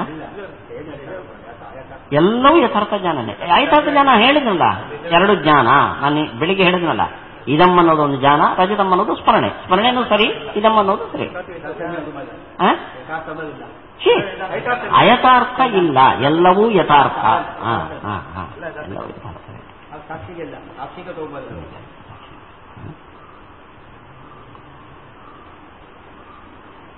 ಅನ್ಯಥಾ ಪರಸ್ಯಾಪಿ ಕಥಂ ವಿಷಯ ವ್ಯಭಿಚಾರೇ ವ್ಯವಸತೇಃ ವ್ಯವಹಾರಾಂತರೇ ಸಮಾಶ್ವಾಸಸ್ಯ ತದಭಾವೇ ಚ ಕಥಂ ವ್ಯವಹಾರದರ್ಶನೇನ ಅನ್ವಿತಾರ್ಥೇ ವ್ಯುತ್ಪತ್ತಿಃ ಕ್ವಚಿತ್ ವಿವೇಕಾಗ್ರಹೇ ಚ ಕಥಮನ್ಯತ್ರ ವಿಶಿಷ್ಟ ಪ್ರತ್ಯಯೇ ವಿಶ್ವಾಸೋ ಭವೇತ್ ತದಭಾವೇ ಚ ಕಥಂ ನಿಶ್ಶಂಕಾ ಪ್ರವೃತ್ತಿ.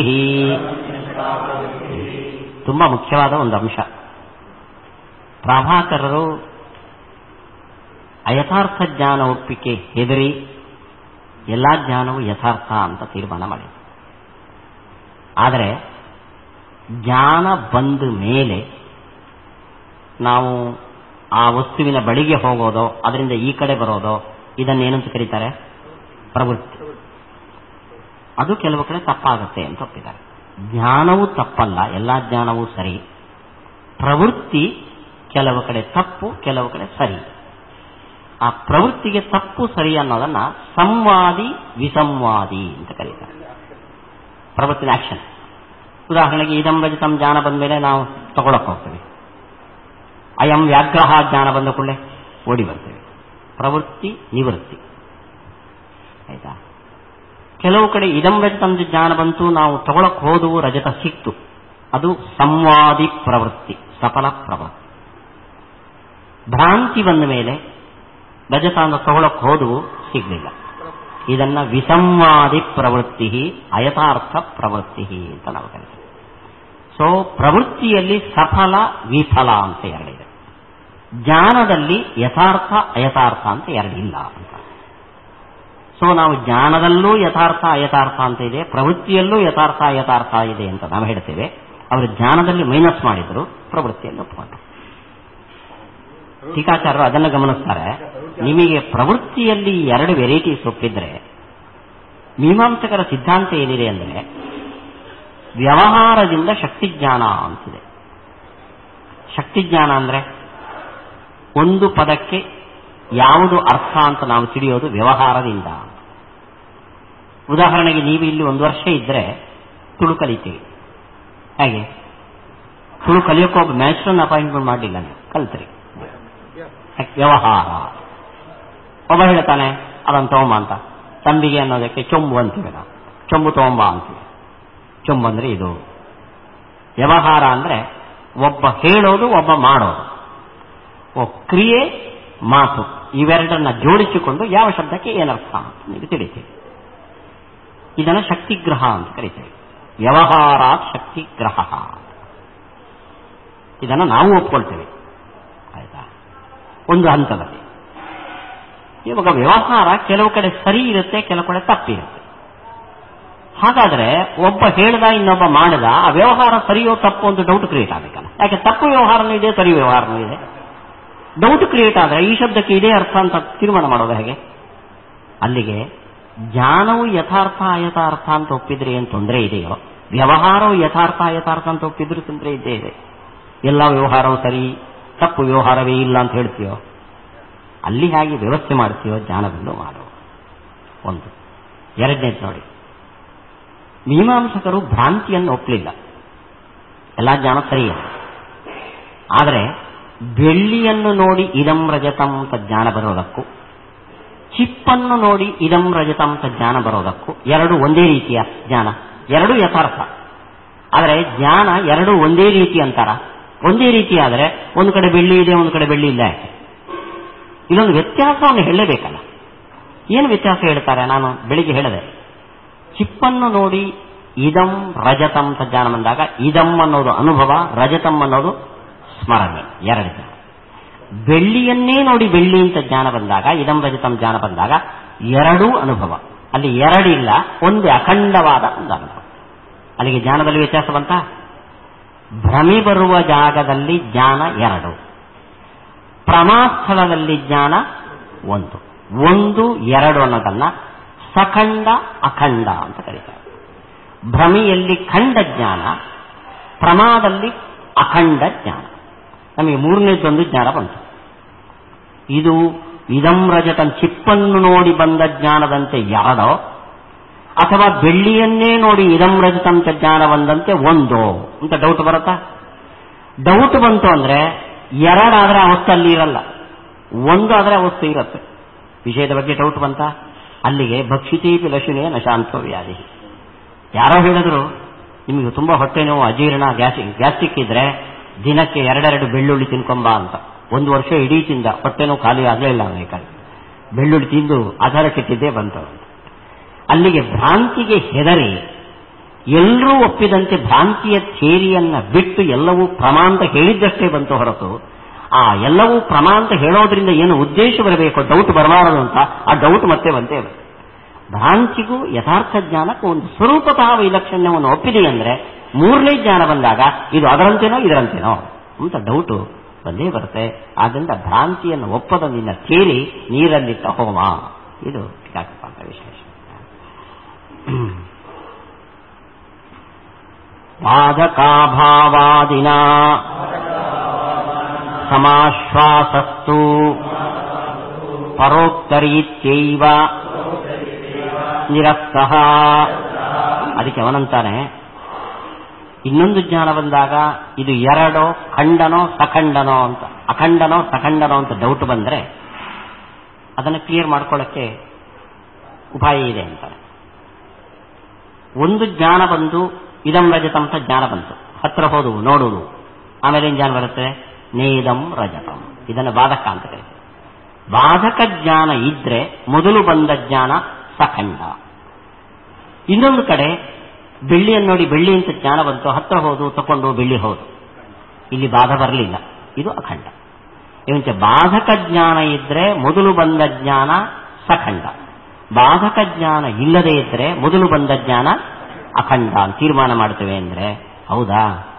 ಆದ್ರೆ ಭ್ರಾಂತಿಯನ್ನು ಒಪ್ಕೊಂಡ್ರೆ ನಿಂಗೇನು ಗಂಟೋಯ್ತು? ಅಯಥಾರ್ಥ ಜ್ಞಾನವನ್ನೇ ಒಪ್ಪು. ಬಾಧಕ ಇದ್ರೆ ಆ ಜ್ಞಾನ ಅಯಥಾರ್ಥ, ಬಾಧಕ ಇಲ್ಲ ಅಂದ್ರೆ ಆ ಜ್ಞಾನ ಯಥಾರ್ಥ. ಅಲ್ಲಿಗೆ ಸಖಂಡ ಅಖಂಡ ಅಂತ ತೀರ್ಮಾನ ಮಾಡಲಿಕ್ಕೆ ನೀನು ಬಾಧಕವನ್ನು ಕೈ ಹಿಡಿಯಿತಿ ಅಂದ್ರೆ ಭ್ರಾಂತಿನೋ ಪ್ರಮಾಣ ಅಂತ ತೀರ್ಮಾನ ಮಾಡಲಿಕ್ಕೆ ಅದನ್ನು ಕೈ ಹಿಡಿದು ತೀರ್ಮಾನ ಮಾಡಬಹುದಲ್ಲ. ಅಂದಮೇಲೆ ಲೋಕದಲ್ಲಿ ಸಿದ್ಧವಾದ ಭ್ರಾಂತಿ ಥಿಯರಿಯನ್ನ ಅನಾವಶ್ಯಕ್ಕೆ ಹಾಕಿಬಿಡ್ತೀವಿ ನಾವು. ಕಿಂಚ ಪ್ರಭುತ್ಯುತ್ತರಕಾಲೀನಃ ಬಾಧಕಾಭಾವಃ ಕಥಂ ನಿಶಂಕ ಪ್ರವೃತ್ತೌ ಉಪಯುಜ್ಯತೆ. ಇನ್ನೊಂದು ದೋಷ ನೋಡಿ, ಜ್ಞಾನವು ಸಖಂಡನೋ ಅಖಂಡನೋ ಅಂತ ತೀರ್ಮಾನ ಮಾಡೋದು ಯಾವಾಗ? ಬಾಧಕ ಬಂದ ಮೇಲೆ. ಬಾಧಕ ಬರೋದು ಯಾವಾಗ? ಹೋಗಿ ನೋಡಿದ ಮೇಲೆ ಬಾಧಕ ಬರೋದು ತೀರ್ಮಾನ. ನೋಡಿ, ಉದಾಹರಣೆಗೆ ನೀವು ಮಡ್ರಾಸ್ನಿಂದ ಪಲಿಮಾರ್ನಲ್ಲಿ ಪಾಠ ನಡೀತದೆ ಅಂತ ಹೊರಟಿದ್ದೀರಿ. ಪಲಿಮಾರ್ನಲ್ಲಿ ಪಾಠ ನಡೀತದೆ ಅಂತ ನಿಮಗೊಂದು ಮೆಸೇಜ್ ಬಂದಿತ್ತು. ಈ ಮೆಸೇಜು ಸರಿಯೋ ತಪ್ಪೋ ತಲೆ ಕೆರ್ಕೊಂಡು ಪಲಿಮಾರಲ್ಲಿ ಬಂದು ಪಾಠ ನಡೀತಾ ಇರೋದು ಮೆಸೇಜ್ ಕರೆಕ್ಟ್, ಇಲ್ಲಿ ತೀರ್ಮಾನ ಮಾಡಿದ್ರು, ಹೊರಡೋ ಮುಂಚೆ ತೀರ್ಮಾನ ಮಾಡಿದ್ರು. ಹೊರಡೋ ಮುಂಚೆ ತೀರ್ಮಾನ ಮಾಡದಿದ್ರೆ ದುಡ್ಡು ಕೊಟ್ಟು ಅಷ್ಟು ಕಷ್ಟಪಟ್ಕೊಂಡು ರೈಲಲ್ಲಿ ಯಾಕೆ ಬರ್ತೇವೆ? ಅಲ್ಲಿಗೆ ಜ್ಞಾನದ ಸ್ವರೂಪ ಅಖಂಡನೋ ಸಖಂಡನೋ ಅಂತ ತೀರ್ಮಾನ ಆಗೋದು ಪ್ರವೃತ್ತಿಗಿಂತ ಮುಂಚೆ ಹೊರತು ಪ್ರವೃತ್ತಿ ಆದ ಮೇಲೆ ಅಲ್ಲ, ಮೊದಲೇ ತೀರ್ಮಾನ ಆಗಬೇಕು. ನೀವು ಬಾಧಕದಿಂದ ಜ್ಞಾನದ ಸ್ವರೂಪವನ್ನು ತೀರ್ಮಾನ ಮಾಡ್ತೀರಿ ಅಂದ್ರೆ ಬಾಧಕ ಬರಬೇಕಾದ್ರೆ ಪ್ರವೃತ್ತಿ ಆಗಬೇಕು, ಪ್ರವೃತ್ತಿ ಆಗಬೇಕಾದ್ರೆ ನಮಗೆ ಡೌಟ್ ಕ್ಲಿಯರ್ ಆಗಬೇಕು. ಅಲ್ಲಿಗೆ ಡೌಟ್ ಕ್ಲಿಯರ್ ಫಸ್ಟ್, ಬಾಧಕ ಆಮೇಲೆ. ಆದ್ರಿಂದ ಬಾಧಕದಿಂದ ಜ್ಞಾನದ ಸ್ವರೂಪ ತೀರ್ಮಾನ ಮಾಡ್ತೇನೆ ಅನ್ನೋದು ಪ್ರಾಕ್ಟಿಕಲ್ ಅಲ್ಲ. ಎಷ್ಟು ಸೂಕ್ಷ್ಮವಾದ ಒಂದು ವಿಮರ್ಶೆ ನೋಡ್ರಿ. ನಿಮ್ಮ ಇವತ್ತಿನ ಲ್ಯಾಬ್ನಲ್ಲಿ ಸೈನ್ಸಿನ ಒಂದು ರಿಸರ್ಚ್ಗೂ ಈ ರಿಸರ್ಚ್ಗೂ ಯಾವ ವ್ಯತ್ಯಾಸವೂ ಇಲ್ಲ. ಅದು ಭೌತಿಕ ಸಂಪತ್ತಿಗೆ ಕಾರಣ ಆಗತ್ತೆ, ಇದು ನಮಗೆ ಅಧ್ಯಾತ್ಮ ಸಂಪತ್ತಿಗೆ ಕಾರಣ ಆಗುತ್ತೆ ಈ ವರ್ಷ ಅಷ್ಟೇ. ಬಾಧಕಾಭಾವಾದಿನ ವಿಶಿಷ್ಟ ಜ್ಞಾನ ಸ್ವರೂಪ ನಿಶ್ಚಯಂ ಅಂಗೀಕುರ್ವಾಣಃ ಕಥಂ ಸಪ್ರಕಾಶ ವಿಜ್ಞಾನವಾದಂ ನ ಜಹ್ಯಾ ಔತ್ಸರ್ಗಿಕೀ ಪ್ರವೃತ್ತಿ ಅಪವಾದಾನ್ನಿವೃತ್ತಿ ಇತಿ ಚೇತ್ ಸಮಂ ಪ್ರಕೃತೇತಿ.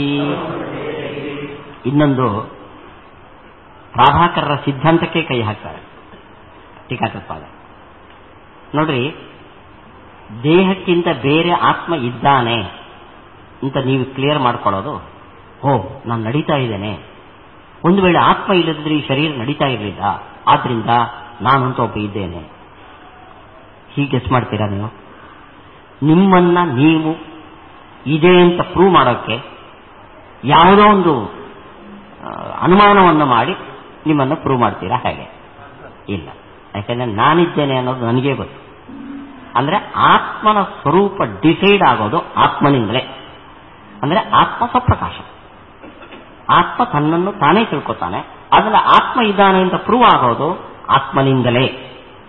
ಬೇರೆಯವರ ದೇಹದಲ್ಲಿ ಆತ್ಮ ಇದಾನೋ ಇಲ್ವೋ ಅಂತ ಪ್ರೂವ್ ಆಗಲಿಕ್ಕೆ ಅವನು ನಡೀತಾನ, ಬಿದ್ದ ಕೂತಲ್ಲೇ ಕೂತಿದ್ದಾನೆ, ಅಲ್ಲಾಡಿಸಿದ್ರೆ ಬಿದ್ದ ಅಂದ್ರೆ ಇಲ್ಲ ಅಂತ ಲೆಕ್ಕ. ಇದು ಬೇಕಾದ್ರೆ ಮಾಡಿ. ನಮ್ಮಲ್ಲಿ ನಾವು ನಮ್ಮನ್ನು ತೀರ್ಮಾನ ಮಾಡ್ಕೊಳ್ಳೋದು ಆತ್ಮನಿಂದ, ಅಂದ್ರೆ ಸ್ವಪ್ರಕಾಶ ಆತ್ಮ. ಅಲ್ಲಿಗೆ ಆತ್ಮಸ್ವರೂಪ ನಿರ್ಣಯ ಆಗೋದು ಆತ್ಮನಿಂದಲೇ. ಇದು ನಮ್ಮ ಥಿಯರಿ. ಪ್ರಾಭಾಕರರು ಇದನ್ನು ಜ್ಞಾನಕ್ಕೆ ಅಪ್ಲೈ ಮಾಡಿದ್ದಾರೆ. ಆತ್ಮನ ಸ್ಥಾನದಲ್ಲಿ ಪ್ರಾಭಾಕರರಲ್ಲಿ ಜ್ಞಾನವು ಸ್ವಪ್ರಕಾಶ ಅಂತಾರೆ. ಆತ್ಮ ಸ್ವಪ್ರಕಾಶದಂತೆ ಜ್ಞಾನವು ಸ್ವಪ್ರಕಾಶ ಅಂತ. ಆದರೆ ಜ್ಞಾನದ ಸ್ವರೂಪ ಯಾವುದರಿಂದ ತೀರ್ಮಾನ ಆಗಬೇಕು? ಜ್ಞಾನದಿಂದಲೇ. ಆತ್ಮ ಸ್ವಪ್ರಕಾಶ ಆದ್ರಿಂದ ಆತ್ಮನ ಸ್ವರೂಪ ಆತ್ಮನಿಂದಲೇ ತೀರ್ಮಾನ ಆದಂತೆ ಜ್ಞಾನವು ಸ್ವಪ್ರಕಾಶ ಆದ್ಮೇಲೆ ತನ್ನ ಸ್ವರೂಪವನ್ನು ತಾನೇ ನಿರ್ಣಯ ಮಾಡಬೇಕು. ಆದರೆ ಇವಾಗ ನೀನೇನು ಮಾಡಿದೆ ಅಂದ್ರೆ, ಜ್ಞಾನವು ಸಖಂಡನೋ ಅಖಂಡನೋ ಅಂತ ತೀರ್ಮಾನ ಆಗೋದು ಯಾವುದರಿಂದ? ಬಾಧಕ ಇಲ್ಲದೆ ಇದ್ರೆ ಅಖಂಡ, ಬಾಧಕ ಇದ್ರೆ ಸಖಂಡ, ಅಖಂಡ. ಅಲ್ಲಿಗೆ ಜ್ಞಾನದ ಸ್ವರೂಪ ತೀರ್ಮಾನ ಮಾಡಲಿಕ್ಕೆ ಇನ್ನೊಂದನ್ನು ರಚಿದ್ದಿ. ಅವಾಗ ಸ್ವಪ್ರಕಾಶ ಜ್ಞಾನ ಅನ್ನೋದು ಸೇರಿ ಬಿದ್ದೋಯ್ತು. ಏವಂಚ ಬಾಧಕ ಭಾವಾಭಾವದಿಂದ ಜ್ಞಾನ ಸ್ವರೂಪದ ನಿರ್ಣಯವನ್ನು ಮಾಡುವ ಪ್ರಾಭಾಕರರು ಜ್ಞಾನವು ಸ್ವಪ್ರಕಾಶ ಅನ್ನೋ ಥಿಯರಿಯನ್ನ ಬಿದ್ದಂತೆ. ಹಾಗೆ ಜ್ಞಾನವು ಸ್ವಪ್ರಕಾಶ ಅನ್ನೋ ಥಿಯರಿಗೆ ಅರ್ಥ ಏನು ಅಂದ್ರೆ, ಜ್ಞಾನದ ಸ್ವರೂಪ ಜ್ಞಾನದಿಂದಲೇ ನಿರ್ಧಾರ ಆಗತ್ತೆ ಅಂತ. ನೀವು ಜ್ಞಾನದ ಸ್ವರೂಪವನ್ನು ನಿರ್ಧಾರ ಮಾಡಲಿಕ್ಕೆ ಇನ್ನೊಂದನ್ನು ಆರೋಪಿಸಿದ್ರಿ. ನಾನು ಇದ್ದೇನೆ ಇಲ್ವಾ ಅಂತ ತೀರ್ಮಾನ ಮಾಡಲಿಕ್ಕೆ ನಾನು ಇದ್ದೇನೆ ಅಂತ ಹೇಳ್ರಿ ಅಂತ ಇನ್ನೊಬ್ಬರಂತ ಹೇಳ್ತಿ, ಆಮೇಲೆ ನಾನಿದ್ದೇನೆ ಅಂತ ಮಾಡ್ತೀರಿ ಯಾವತ್ತು. ಆದ್ರಿಂದ ಇದು ನಿಮ್ಮ ಸಿದ್ಧಾಂತಕ್ಕೆ ವಿರುದ್ಧ ಅಂತ. ಇದಕ್ಕೆಲ್ಲ ಅವನು ಹೇಳ್ತಾನೆ, ಅಲ್ಲ, ಒಂದು ಜ್ಞಾನ ಬಂತು ಅಂದರೆ ಓಡೋದು ಸಹಜ. ಆಯ್ತಾ? ಏಕಾದಶಿ ಉಪವಾಸ ಮಾಡಿದ್ದೀವಿ, ದ್ವಾದಶಿ ಪಾರಣೆ ಆಗಬೇಕು. ಆದಷ್ಟು ಬೇಗ ಪಾರಣೆ ಆದಷ್ಟು ಒಳ್ಳೆಯದು. ನಮ್ಮನೆಯಲ್ಲಿ ಪಾರಣೆ ಮಾಡೋದು ಅಂದ್ರೆ ಮಧ್ಯಾಹ್ನ 12 ಗಂಟೆ ಆಗುತ್ತೆ ಅಡಿಗೆ ಮಾಡೋದು. ಪಕ್ಕದಲ್ಲಿ ರಾಯರ ಮಠ ಇದೆ. ನಮ್ಮ ಮನಸ್ಸು ಏನು ಯೋಚನೆ ಮಾಡುತ್ತೆ, ಅಲ್ಲೊಂದು ಹಸ್ತೋದಕ್ಕೆ ಹಾಕಿ ಊಟ ಮಾಡ್ಕೊಂಡು ಬರೋಣ. ಅಲ್ಲಿಗೆ ಜ್ಞಾನದಿಂದ ಪ್ರವೃತ್ತಿ ಆಗೋದು ಸಹಜ. ಅದು ಸರಿಯೋ ತಪ್ಪೋ ಎಲ್ಲಾದ್ರಲ್ಲೂ ಯೋಚನೆ ಮಾಡ್ತಾ ಕೂತ್ರೆ ನಾವು ಊಟ ಮಾಡಲಿಕ್ಕೆ ಸಾಧ್ಯ ಇಲ್ಲ. ಬಡಿಸಿದಾರೆ ಎಲೆ ಮೇಲೆ, ಆದ್ರೆ ನಿನ್ನೆ ತಂಗಳಾಗಿದ್ರೆ ಇದು ಡೌಟ್ ಮಾಡ್ಕೊಂಡು ಕೂತ್ರೆ ಇದೆಲ್ಲ ತೀರ್ಮಾನ ಆಗೋದು ಸಾಯಂಕಾಲ ಆಗುತ್ತೆ. ನನ್ನ ಸಹಜ ಸ್ವಭಾವ ಹೇಗೆ ಅಂದ್ರೆ, ಔತ್ಸರ್ಗಿಕಿ ಪ್ರವೃತ್ತಿ ಅಪವಾದ ನಿವೃತ್ತಿ. ಸಹಜವಾಗಿ ಒಂದು ಜ್ಞಾನ ಬಂದ ಕೂಡಲೇ ಓದ್ತೀವಿ, ಅದು ಸರಿಯೋ ತಪ್ಪಂತ ತೀರ್ಮಾನ ಮಾಡಬೇಕಾದ ಅವಶ್ಯಕತೆ ಇಲ್ಲ. ಅಂದ್ರೆ ಸಖಂಡನೋ ಅಖಂಡನೋ ಡೌಟ್ ಬರೋದೇನೋ, ಜ್ಞಾನ ಬಂತು ಹೋಗ್ತೇವೆ ನಾವು. ಈ ಥಿಯರಿ ನೀನು ಒಪ್ಕೊಳ್ಳೋದಾದ್ರೆ ಭ್ರಾಂತಿಯನ್ನು ಒಪ್ಕೊಂಡ್ರು ಏನು ಬಾಧಕ? ಕೆಲವು ಜ್ಞಾನ ಭ್ರಾಂತಿ, ಕೆಲವು ಜ್ಞಾನ ಪ್ರಾಮಾಣ. ಈ ಜ್ಞಾನ ಬಂತು, ಭ್ರಾಂತಿಯೋ ಇಲ್ಲೋ ತೀರ್ಮಾನ ಬಂತು ಹೋಗ್ತೇವೆ, ಇಲ್ಲ ಅಂದ್ರೆ ಹೋಗಿ ನೋಡ ವಾಪಸ್ ಬರ್ತೀನಿ ನಾನು. ಆದ್ರಿಂದ ಭ್ರಾಂತಿಯನ್ನು ಒಪ್ಪಿಕೊಂಡು ಈ ಸಮಾಧಾನವನ್ನು ಇಟ್ಕೋಬಹುದು. ಆದ್ರಿಂದ ಭ್ರಾಂತಿಯನ್ನ, ಸಕಲ ಲೋಕಾನುಭವ ಸಿದ್ಧವಾದ ಭ್ರಾಂತಿಯನ್ನ ಅಲ್ಲಗಳೆದು ಅನಾವಶ್ಯಕವಾಗಿ ಭ್ರಾಂತಿಯಲ್ಲಿ ಎರಡೂ ಜ್ಞಾನ ಅಂತ ಕಲ್ಪನೆ ಮಾಡೋದು ಬೇಕಾಗಿಲ್ಲ. ಔತ್ಸರ್ಗಿಕಿ ಪ್ರವೃತ್ತಿ ಅಪವಾದ ನಿವೃತ್ತಿ ಅಂದ್ರೇನು? ಜ್ಞಾನ ಬಂದ ಕೂಡಲೇ ಒಬ್ಬ ವ್ಯಕ್ತಿ ಪ್ರವೃತ್ತಿ ಮಾಡೋದು ಸಹಜ, ಆದರೆ ನಿವೃತ್ತಿ ಆಗೋದು ಅದು ಅಪವಾದ ಇರಬೇಕು. ಉದಾಹರಣೆಗೆ, ನೀವು ಚೆನ್ನೈನಿಂದ ಇಲ್ಲಿ ಹೊರಟಿದ್ದೀರಿ ಅಂತ ಇಟ್ಕೊಂಡ್ರೆ, ನಿಮಗೊಂದು ನ್ಯೂಸ್ ಬಂತು, ಮಧ್ಯದಲ್ಲಿ ದಾರಿಯಲ್ಲಿ ಒಂದು ರೈಲು ಬಿದ್ದು ಪ್ರಯಾಣ ಡಿಲೇ ಆಗಿದೆ ಅಂತ. ನೀವು ಪ್ರಯಾಣ ರದ್ದು ಮಾಡ್ತಿರೋ ಇಲ್ಲೋ ಹೇಳಿ? ಔತ್ಸರ್ಗಿಕಿ ಪ್ರವೃತ್ತಿ ಅಲ್ಲ. ಅದು ಧೂಪ ಏನೋ ಸುಳ್ಳು ಏನೋ ಇದೆಲ್ಲ ವಿಚಾರ ಮಾಡೋ, ಸುಳ್ಳು ಸತ್ಯನೋ ಬೇಡಪ್ಪ ನಮಗೆ ಅದು ಬಿಟ್ಟು. ಇದು ಒಂದು ಜ್ಞಾನ ಬಂತು ಅಂತ ಅಂದ ಕೂಡಲೇ ನಮ್ಮ ಪ್ರವೃತ್ತಿ ನಿವೃತ್ತಿಗಳು ಸಹಜ. ಅದು ಅದರದ್ದು ಪ್ರೂವ್, ಅದು ಸರಿಯೋ ತಪ್ಪೋ ಯಥಾರ್ಥವೋ ಯಥಾರ್ಥವೋ ಇದೆಲ್ಲ ಚಿಕ್ಕ ಪುಟ್ಟದಲ್ಲಿ ವಿಚಾರ ಮಾಡಲ್ಲ. ತುಂಬಾ ಶ್ರಮಸಾಧ್ಯವಾದ ಕೆಲಸ ಆದರೆ ಆವಾಗ ನೋಡ್ರಿ, ಇಂಥ ಕಡೆಯಲ್ಲಿ ಪಲಿಮಾರ್ನಲ್ಲಿ ಮಠದ ಪಕ್ಕದ ಒಂದು ಗದ್ದೆಯಲ್ಲಿ 80 ಅಡಿ ಆಗಿದ್ರೆ ಬಂಗಾರದ ಗಟ್ಟಿ ಇದೆ ಅಂದ್ರೆ ಯೋಚನೆ ಮಾಡ್ತೀವಿ ನಾವು. ಹೌದಾ, ಯಾರು ಹೇಳಿದ್ದು? ಟೆಸ್ಟ್ ಮಾಡಿ ಆಮೇಲೆ ಅಲ್ಲಿ ಅಂಥ ಕಡೆಯಲ್ಲೆಲ್ಲ ಜ್ಞಾನ ಬಂದ ಕೂಡಲೇ ನಾವು ಪ್ರವೃತ್ತಿ ಮಾಡಲ್ಲ, ಅದರ ಸತ್ಯಾಸತ್ಯತೆ ವಿಚಾರ. ಚಿಕ್ಕ ಪುಟ್ಟದ್ರಲ್ಲಿ ನಮ್ಮ ಕ್ರಮ ಹೇಗೆ ಅಂದ್ರೆ, ಜ್ಞಾನ ಬಂದು ನಾವು ಹೋಗೋದೇ.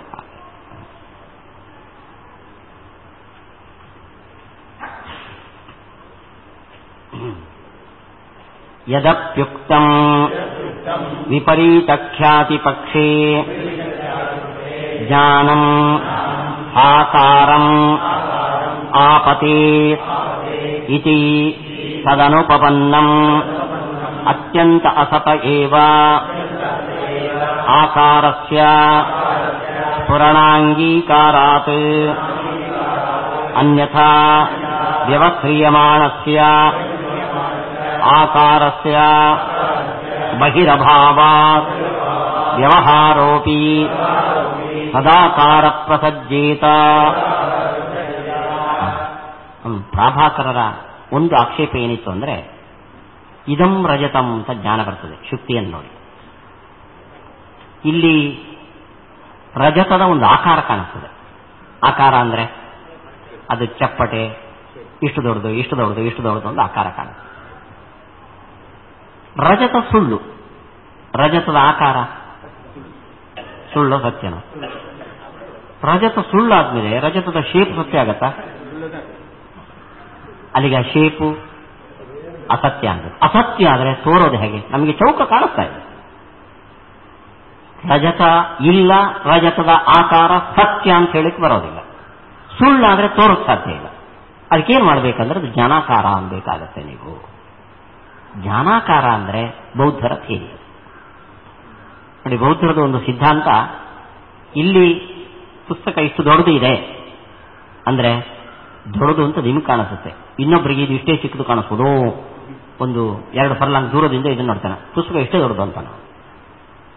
ಅಲ್ಲಿಗೆ ವಸ್ತುವಿನ ಆಕಾರ ಅದು ಜ್ಞಾನಕ್ಕೆ ಸಂಬಂಧಪಟ್ಟಿದ್ದು, ವಾಸ್ತವಿಕ ಅಲ್ಲ. ಅದರಂತೆ ಭ್ರಾಂತಿಯನ್ನು ಒಪ್ಪುವವರು ಕೂಡ ಜ್ಞಾನವು ಸಾಕಾರ ಅಂತ ಒಪ್ಪಬೇಕಾದೀತು. ಆಪದನೆ ಯೋಚನೆ ಮಾಡಿ. ಇವತ್ತಿನ ಸೈನ್ಸಿಗೆ ತುಂಬಾ ಹತ್ತಿರದವಾದ ಬೌದ್ಧವಾದ ಬೌದ್ಧ ಥಿಯರಿ ಅನ್ನೋದು ಪ್ರಾಕ್ಟಿಕಲ್ ಅಂತ ಇವತ್ತು ಹೇಳೋದು ಇದೇ ದೃಷ್ಟಿಯಿಂದ. ಯಾವುದೇ ವಸ್ತುವಿಗೆ ಏನೇ ಆಕಾರ ಗುಣಧರ್ಮ ನೋಡ್ರಿ, ಅದು ಅವರವರ ಬುದ್ಧಿಗೆ. ಹರಿದಾಸ ಭಟ್ರು ಹೇಗೆ ಅಂತ ಕೇಳಿದರೆ, ಎ ಒಂದು ರೀತಿ ಹೇಳ್ತಾನೆ, ಬಿ ಒಂದು ರೀತಿ ಇರ್ತಾನೆ, ಸಿ ಒಂದು ರೀತಿ ಹೇಳ್ತಾನೆ. ಎ ಹೇಳಿದಂತೆ ನಾನು, ಬಿ ಹೇಳಿದಂತೆ ಅದು ಅವರವರಿಗೆ, ನಾನು ಅವರ ಅಂತ ರೀತಿ. ಅಲ್ಲಿಗೆ ನನಗೊಂದು ಫಿಕ್ಸ್ ಸ್ಟ್ರಕ್ಚರ್ ಅಂತ ಇಲ್ವೇ ಇಲ್ಲ. ಇದು ಬೌದ್ಧ ಥಿಯರಿ. ಇದು ಜ್ಞಾನಾಕಾರ ವಸ್ತು ಅಂತ. ಈ ಪ್ರಸಂಗ ನೀವು ಭ್ರಾಂತಿಯನ್ನು ಒಪ್ಪಿದ್ರೆ ಬರುತ್ತೆ ಅಂತ ಅವನು ಆಪಾದನೆ ಮಾಡಿದ. ಟೀಕಾಕೃತ್ಪಾದರು ಕೇಳ್ತಾರೆ, ನಿನ್ನಲ್ಲಿ ಜ್ಞಾನ ಅನ್ನೋದು ಅಯಥಾರ್ಥ ಅಲ್ಲ, ಯಥಾರ್ಥ. ರಜತವೂ ಇದೆ, ಶುಕ್ತಿಯೂ ಇದೆ. ಆದರೆ ವ್ಯವಹಾರ ಅಯಥಾರ್ಥ. ಅಂದ್ರೆ ಅವನು ರಜತ ತಗೊಳ್ಳಕ್ಕೆ ಅಂತ ಹೋಗ್ತಾನೆ. ವ್ಯವಹಾರ ಅಂದ್ರೆ ಶಬ್ದ ಪ್ರಯೋಗ ಅಥವಾ ಗಮನ. ಅದಕ್ಕೆ ವಿಷಯವಾದ ಯಾವುದು? ರಜತ ಅಂತೀನಿ. ಅಯಥಾರ್ಥ ವ್ಯವಹಾರ ಒಪ್ಪಿದ್ದಾನೆ, ಅಯಥಾರ್ಥ ಜ್ಞಾನ ಒಪ್ಪಿಲ್ಲ. ಆ ವ್ಯವಹಾರಕ್ಕೆ ವಿಷಯವಾದ ಆಕಾರ ಅದು ಎಲ್ಲಿದೆ ಅಂತ ಕೇಳ್ತೀವಿ.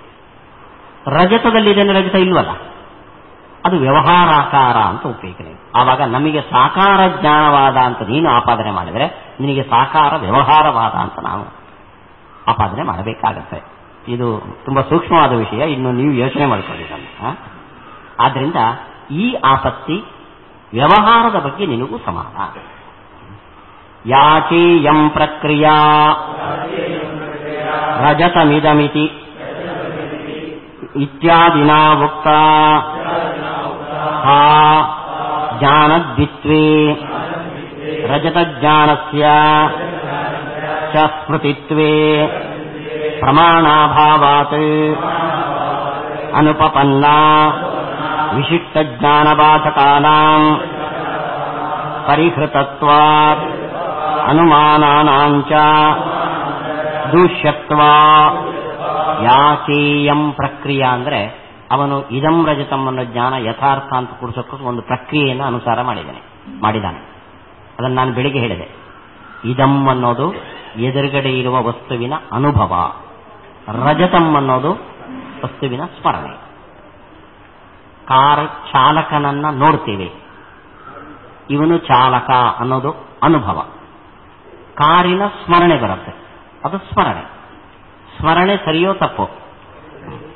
ಕಾರಿನ ಚಾಲಕನ ಜ್ಞಾನ ಅನುಭವ ಅದು ಸರಿ. ಅದರಂತೆ ಇದಂ ರಜತ ಇನ್ನು ಕೊಡಿಸಿದ. ಆದರೆ ಇದು ನಮ್ಮ ಅನುಭವಕ್ಕೆ ವಿರುದ್ಧ. ಅಲ್ಲಿ 2 ಜ್ಞಾನ ಇದೆ ಅಂತ ನಮ್ಮ ಅನುಭವ ಹೇಳಲ್ಲ. ಇದಂ ರಜತಂ ಅನ್ನೋದು ಒಂದೇ ಜ್ಞಾನ ಅಂತ ನಮ್ಮ ಅನುಭವ ಇದೆ. ಆದ್ರಿಂದ ನೀನು ನಿನ್ನ ಪ್ರಕ್ರಿಯೆಯನ್ನ ಜ್ಞಾನ ದ್ವಿತ್ವವನ್ನು ಒಪ್ಪಿ ಏನು ಕೂಡಿಸಿದ್ಯೋ ಇದು ಅನುಭವಕ್ಕೆ ವಿರುದ್ಧ. ಇನ್ನು ಅದು ಸ್ಮರಣೆ, ಅದು ಅನುಭವ ಅನ್ನೋದಕ್ಕೆ ಅನೇಕ ಅನುಮಾನಗಳನ್ನು ಹೇಳಿದ. ಅದು ಕಳೆದ ವರ್ಷ ನಾವು ಪಾಠ ಮಾಡಿದ್ದು. ಈ ವರ್ಷ ಅದರ ಗಂಧಗಾಡಿ ಇರಲ್ಲ ನಮಗೆ. ಅದನ್ನು ಮುಂದೆ ಖಂಡನೆ ಮಾಡ್ತೇವೆ. ಖಂಡನೆ ಮಾಡಿದಾಗ ಅನುಮಾನ ಸ್ವರೂಪವನ್ನು ನಾನು ನಿಮಗೆ ಜ್ಞಾಪಿಸಿಕೊಡ್ತೇನೆ. ಖಂಡನೆ ಮಾಡ್ತೇವೆ. ಆದ್ದರಿಂದ ನಿನ್ನ ಭ್ರಾಂತಿಯ ಥಿಯರಿ ಸರಿಯಲ್ಲ. ಜ್ಞಾನದ್ವಿತ್ವ ಅನುಭವ ವಿರುದ್ಧ. ಜ್ಞಾನವು ಒಂದು ಸ್ಮರಣೆ, ಒಂದು ಅನುಭವ ಅಂತ ಹೇಳಿಕೆ ಏನು ಅನುಭವನ ಹೇಳ್ತೀಯೋ ಅದನ್ನು ದೂಷಣೆ ಮಾಡ್ತೇವೆ. ಅದನ್ನ ಯಥಾರ್ಥ ಜ್ಞಾನದ ಬಗ್ಗೆ ನೀನು ಹೇಳಿದ ಥಿಯರಿ ಇದು ಸರಿಯಲ್ಲ. ಮುಗೀತು ಅಂತ ಅನ್ಕೋಬೇಡಿ, ಇನ್ನೂ ಇದೆ. ಯಸ್ತು ರಜತಜ್ಞಾನಸ್ಯ ಸ್ಮೃತಿತ್ವೇ ಪರಿಶೇಷೋಪನ್ಯಾಸಃ ಸೋಪಿ ಪ್ರತ್ಯುತ್ಪನ್ನ ಕರಣ ದುಷ್ಟೇಂದ್ರಿಯಾದಿ ಜನ್ಯತಾ ಉಪಪಾದನಾತ್ ಪರಿಶೇಷಾನುಪಪತ್ತೇಃ ಅಯುಕ್ತಃ. ರಜತ ಜ್ಞಾನ ಅಂದ್ರೆ ಇದಂ ಅನ್ನೋದು ಅನುಭವ, ರಜತಂ ಅನ್ನೋದು ಸ್ಮರಣೆ ಅಂತ. ಅದು ಸ್ಮರಣೆ ಅನ್ನೋದನ್ನು ಅವನು ಸಮರ್ಥನೆ ಮಾಡಿದ. ಹೇಗೆ ಅಂದ್ರೆ ನೋಡ್ರಿ, ಇದು ಪುಸ್ತಕ ಅಂತ ಜ್ಞಾನ ಬಂತು. ಇದು ಜ್ಞಾನನೋ ಸ್ಮರಣೆನ ಹೇಳಿ, ಅನುಭವನೋ ಸ್ಮರಣೆನೋ? ಯಾಕೆ ಸ್ಮರಣೆ ಅಂತಿಲ್ಲ? ಇಲ್ಲ, ಸ್ಮರಣೆ ಅಂತಿಲ್ಲ.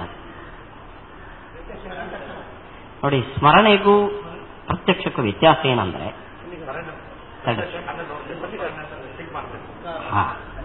ಕಣ್ಣು ಮುಚ್ಚಿದ್ರು ಸ್ಮರಣೆ ಬರುತ್ತೆ, ಕಣ್ಣು ಮುಚ್ಚಿದ್ರೆ ಜ್ಞಾನ ಬರಲ್ಲ. ಸೊ ಕಣ್ಣಿಗೆ ಸಂಪರ್ಕವಾಗಿ ಜ್ಞಾನ ಬಂತು ಅಂದ್ರೆ ಅದು ಅನುಭವ. ಕಣ್ಣಿನ ಸಹಾಯ ಇಲ್ಲದೆ ಜ್ಞಾನ ಬಂತು ಅಂದ್ರೆ ಸ್ಮರಣೆ. ನಿಮಗೆ ರಜತ ಜ್ಞಾನ ಕಣ್ಣಿನ ಸಹಾಯದಿಂದ ಬಂತೋ, ಕಣ್ಣಿನ ಸಹಾಯ ಇಲ್ಲದೆ ಬಂತು?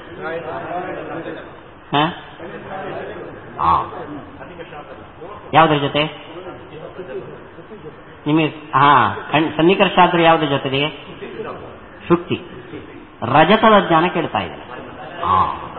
ಇದು ಅವನ್ ಸೇರಿ ಅದನ್ನ ಸ್ಮರಣೆ ಅಂತ ಹೇಳಲೇಬೇಕು. ಅದು ಕಣ್ಣಿಂದ ನೋಡಿ ಬಂದ ಜ್ಞಾನ ಅಲ್ಲ, ನೋಡದೇ ಬಂದಿದ್ದು. ಅಂದ್ರೆ ಪರಿಶೇಷ. ನೋಡಿ, ಅನುಭವ ಮೂರು: ಪ್ರತ್ಯಕ್ಷ, ಅನುಮಿತಿ, ಶಾಬ್ದಬೋಧ. ರಜತ ಜ್ಞಾನ ಪ್ರತ್ಯಕ್ಷ ಅನ್ನೋದಕ್ಕೆ ಸಾಧ್ಯ ಇಲ್ಲ. ಯಾಕೆಂದ್ರೆ ರಜತಕ್ಕೂ ನಮ್ಮ ಇಂದ್ರಿಯಕ್ಕೂ ಸನ್ನಿಕರ್ಷ ಆಗಲಿಲ್ಲ. ಸನ್ನಿಕರ್ಷ ಅಲ್ಲ, ಆದ್ರಿಂದ ಅದು ಪ್ರತ್ಯಕ್ಷ ಅಲ್ಲ. ಅನುಮಾನ ಅಂದ್ರೆ ನಾವು ಅನುಮಾನ ಮಾಡಿದ್ದ, ಹೊಗೆಯನ್ನು ನೋಡಿ ಬೆಂಕಿಯನ್ನು ಊಹೆ ಮಾಡಿದಂತೆ, ಅನುಮಾನ ಅಲ್ಲ. ಶಾಬ್ದ ಅಂದ್ರೆ ಯಾರಾದ್ರೂ ಹೇಳಬೇಕು, ಹೇಳಿ ನಾವು ತಿಳ್ಕೊಂಡಿದ್ದ ಅಲ್ಲ. ಅಲ್ಲಿಗೆ ಮೂರೂ ಅಲ್ಲ, ಆದ್ರಿಂದ ಪರಿಶೇಷ ಅದು ಸ್ಮೃತಿ ಆಗಿರಬೇಕು. ಇದನ್ನ ಪರಿಶೇಷ ಪ್ರಮಾಣ ಅಂತ ಹೇಳ್ತೇವೆ. ಇದಕ್ಕೆ ನಾವು ಆನ್ಸರ್ ಕೊಟ್ಟುವು. ಏನ್ ಕೊಟ್ಟುವು? ಇದನ್ನ ಪ್ರತ್ಯಕ್ಷ ಅಂತ ನಾವು ಹೇಳ್ತೇವೆ. ಯಾಕೆ ಪ್ರತ್ಯಕ್ಷ ಅನ್ನೋದಕ್ಕೆ ಪ್ರೂಫ್ ಏನು? ಯಾವುದನ್ನ ಪ್ರತ್ಯಕ್ಷ ಅಂತ ನಾವು ಕರಿತೇವೆ? ಪ್ರತ್ಯಕ್ಷ ಅಂತ ಯಾವುದನ್ನು ಕರಿತೇವೆ? ಸನ್ನಿಕರ್ಷದಿಂದ. ಇದಂ ರಜತಂ ಅನ್ನೋ ಜ್ಞಾನ ಸನ್ನಿಕರ್ಷದಿಂದ ಬಂತೋ ಇಲ್ವೋ? ಸನ್ನಿಕರ್ಷದಿಂದ ಬಂತು. ಅಲ್ಲಿಗೆ ಇದು ಸನ್ನಿಕರ್ಷದಿಂದ ಬರಲಿಲ್ಲ, ಆದ್ರಿಂದ ಪ್ರತ್ಯಕ್ಷ ಅಲ್ಲ ಅಂದ್ರೆ ಕಣ್ಣು ಮುಚ್ಕೊಂಡು ಬಂತ ನಿಮಗೆ ಈ ಜ್ಞಾನ? ಕಣ್ಣು ತಿರುಗ್ತಾನೆ ಬಂತು, ಸನ್ನಿಕರ್ಷದಿಂದ ಬಂದಿದೆ. ಅದನ್ನ ನಿನ್ನ ಪರಿಶೇಷಾನುಮಾನ ಸರಿಯಲ್ಲ. ಯಾವುದರ ಜೊತೆ ಸನ್ನಿಕರ್ಷದಿಂದ? ಶುಕ್ತಿಯ ಸನ್ನಿಕರ್ಷದಿಂದ ಇದಂ ರಜತಂ ಅಂತ ಜ್ಞಾನ ಬಂದಿದೆ. ಅಲ್ಲ, ಶುಕ್ತಿಯ ಸನ್ನಿಕರ್ಷದಿಂದ ರಜತ ಜ್ಞಾನ ಬರೋದು ಹೇಗ್ರಿ? ನಾವು ಹಿಂದೆ ಹೇಳಿದ್ದೇವೆ ಆನ್ಸರ್. ಯಾಕೆ? ದೋಷವಶ. ಆಯ್ತಾ? ಮಗುವಿಗೆ ಹೊಡೆದ್ರೆ ತಾಯಿ ಯಾಕೆ ಹೇಳೋದು? ಅಂತಾಳೋ ಇಲ್ಲ ಹೇಳಿ? ಮಗು ಬಿದ್ರೆ, ಮಗು ಕಾಯಿಲೆಗೆ ಬಿದ್ದರೆ ತಾಯಿ ಹೇಳ್ತಾಳೆ. ಯಾಕೆ ಹೇಳಿ? ಅಲ್ಲ, ಯಾರಿಗೆ ಕಾಯಿಲೆ ಬಂದ್ರೆ ಅವರೇ ಅಳಬೇಕು. ಮಗು ಕಾಯಿಲೆ ಬಂದ್ರೆ ಆ ತಾಯಿ ಯಾಕೆ ಅಳಬೇಕು ಹೇಳ್ತೀರಾ? ಯಾಕೆಂದ್ರೆ ತಾಯಿಗೆ ಅದರ ಮೇಲೆ ಮಮತೆ ಇದೆ. ಹಾಗೆ ನಿಮಗೆ ಸನ್ನಿಕರ್ಷ ಶುಕ್ತಿಯ ಜೊತೆ ಆದ್ರೆ ಶುಕ್ತಿ ಜ್ಞಾನ ಬರಬೇಕು. ರಜತ ಜ್ಞಾನ ಯಾಕೆ ಬಂತು? ಯಾಕೆ ಬಂತು? ದೋಷವಶ. ಸಾದೃಶ್ಯ ಇರೋದ್ರಿಂದ ಶುಕ್ತಿಯ ಜೊತೆ ಸನ್ನಿಕರ್ಷ ಆಗಿ ರಜತದ ಜ್ಞಾನ ಬಂತು. ಅಲ್ಲಿಗೆ ರಜತ ಜ್ಞಾನ ಸನ್ನಿಕರ್ಷ ಇಲ್ಲದೆ ಬಂದಿದ್ದು ಅಲ್ಲ. ಆದ್ರಿಂದ ಅದು ಪ್ರತ್ಯಕ್ಷ ಅಲ್ಲ ಅನ್ನುವಂತಿಲ್ಲ. ಇನ್ನು ಪರಿಶೇಷ ಅನುಮಾನ ತಪ್ಪು.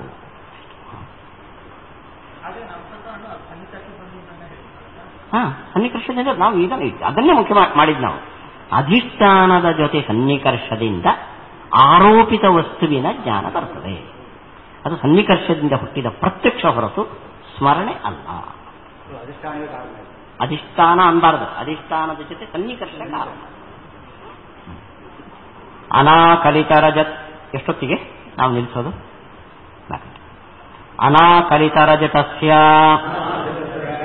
ಅನುತ್ಪದ್ಯಮಾನತ್ವಂ ಗಗನಾದೌ ಅನೇಕಾಂತಿಕಂ ರಜತಜ್ಞಾನವತ ಏವ ಉತ್ಪದ್ಯಮಾನತ್ವಂ ವಿವಕ್ಷಿತಂ ಇತಿ ಚೇನ್ನ ತಥಾಪಿ ರಜತ ಸಂಸ್ಕಾರ ವ್ಯವಹಾರಾದೌ ವ್ಯಭಿಚಾರಾತ್ ಜ್ಞಾನತ್ವೇ ಸತಿ ಇತಿ ವಿಶೇಷಣಾತ್ ಅದೋಷ ಇತಿ ಚೇನ್ನ ರಜತ ನಿರ್ವಿಕಲ್ಪಕ ಜ್ಞಾನವತ ಏವ ಉತ್ಪದ್ಯಮಾನೆ ರಜತ ಸವಿಕಲ್ಪಕ ಅನುಭವೇ ವ್ಯಭಿಚಾರ ತಾದವಸ್ಯ ರಜತ ಸವಿಕಲ್ಪಕ ಜ್ಞಾನವತ ಏವ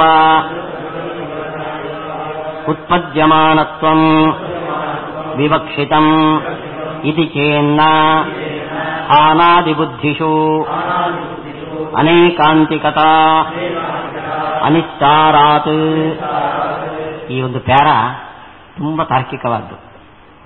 ಈ ವಾಕ್ಯಾರ್ಥದಲ್ಲಿ ಕೋಟಿಕ್ರಮ ಅಂತ ನೀವು ಕೇಳಿರ್ಬೋದು. ಕೋಟಿಕ್ರಮ ಅಂತ ಒಂದು ಪ್ರಶ್ನೆ, ಅದಕ್ಕೆ ಆನ್ಸರ್, ಅದರ ಮೇಲೆ ಮತ್ತೊಂದು ಅಬ್ಜೆಕ್ಷನ್, ಅದಕ್ಕೆ ಆನ್ಸರ್, ಅದರ ಮೇಲೆ ಅಬ್ಜೆಕ್ಷನ್, ಅದಕ್ಕೆ ಆನ್ಸರ್. ಆ ಕ್ರಮದಲ್ಲಿ ಇದೆ ನೋಡ್ರಿ. ಅವನು ರಜತಜ್ಞಾನ ಸ್ಮರಣೆ ಅನ್ನೋದಕ್ಕೆ ಒಂದು ಕಾರಣ ಹೇಳಿದ್ದಾನೆ, ಅನುಮಾನ. ರಜತಜ್ಞಾನಂ ಸ್ಮರಣಂ ಅನಾಕಲಿತ ರಜತಸ್ಯ ಅನುತ್ಪದ್ಯಮಾನತ್ವ. ಅಂದ್ರೆ ಶುಕ್ತಿಯನ್ನು ನೋಡಿ ಇದಂ ರಜತಂ ಅಂತ ಯಾರಿಗೆ ಜ್ಞಾನ ಬರುತ್ತೆ? ಯಾರು ಈ ಹಿಂದೆ ಬೆಳ್ಳಿಯನ್ನು ನೋಡಿದಾನೋ ಅವನಿಗೆ ಮಾತ್ರ ಜ್ಞಾನ ಬರುತ್ತೆ. ಹಾವನ್ನೇ ನೋಡದ ಮಗುವಿಗೆ ಹಗ್ಗವನ್ನು ನೋಡಿ ಹಾವು ಅಂತ ಭ್ರಮೆ ಬರೋದೇ ಇಲ್ಲ. ಅದು ದೊಡ್ಡವರಿಗೆ ಬರೋದು, ಮಗುವಿಗೆ ಬರೋದಿಲ್ಲ. ಹಾಗಾದರೆ ಹಾವು ರಜತ ಅಂತ ಭ್ರಮೆ ಬರಬೇಕಾದ್ರೆ ನಮಗೇನು ಬೇಕು? ಮೊದಲು ಅದರ ಎಕ್ಸ್ಪೀರಿಯನ್ಸ್ ಬೇಕು. ಹಾಗಾದರೆ ಎಕ್ಸ್ಪೀರಿಯನ್ಸ್ ಇದ್ದವರಿಗೆ ಮಾತ್ರ ಬರುತ್ತೆ ಅಂದ್ರೆ ಅದೇನು? ಸ್ಮರಣೆ.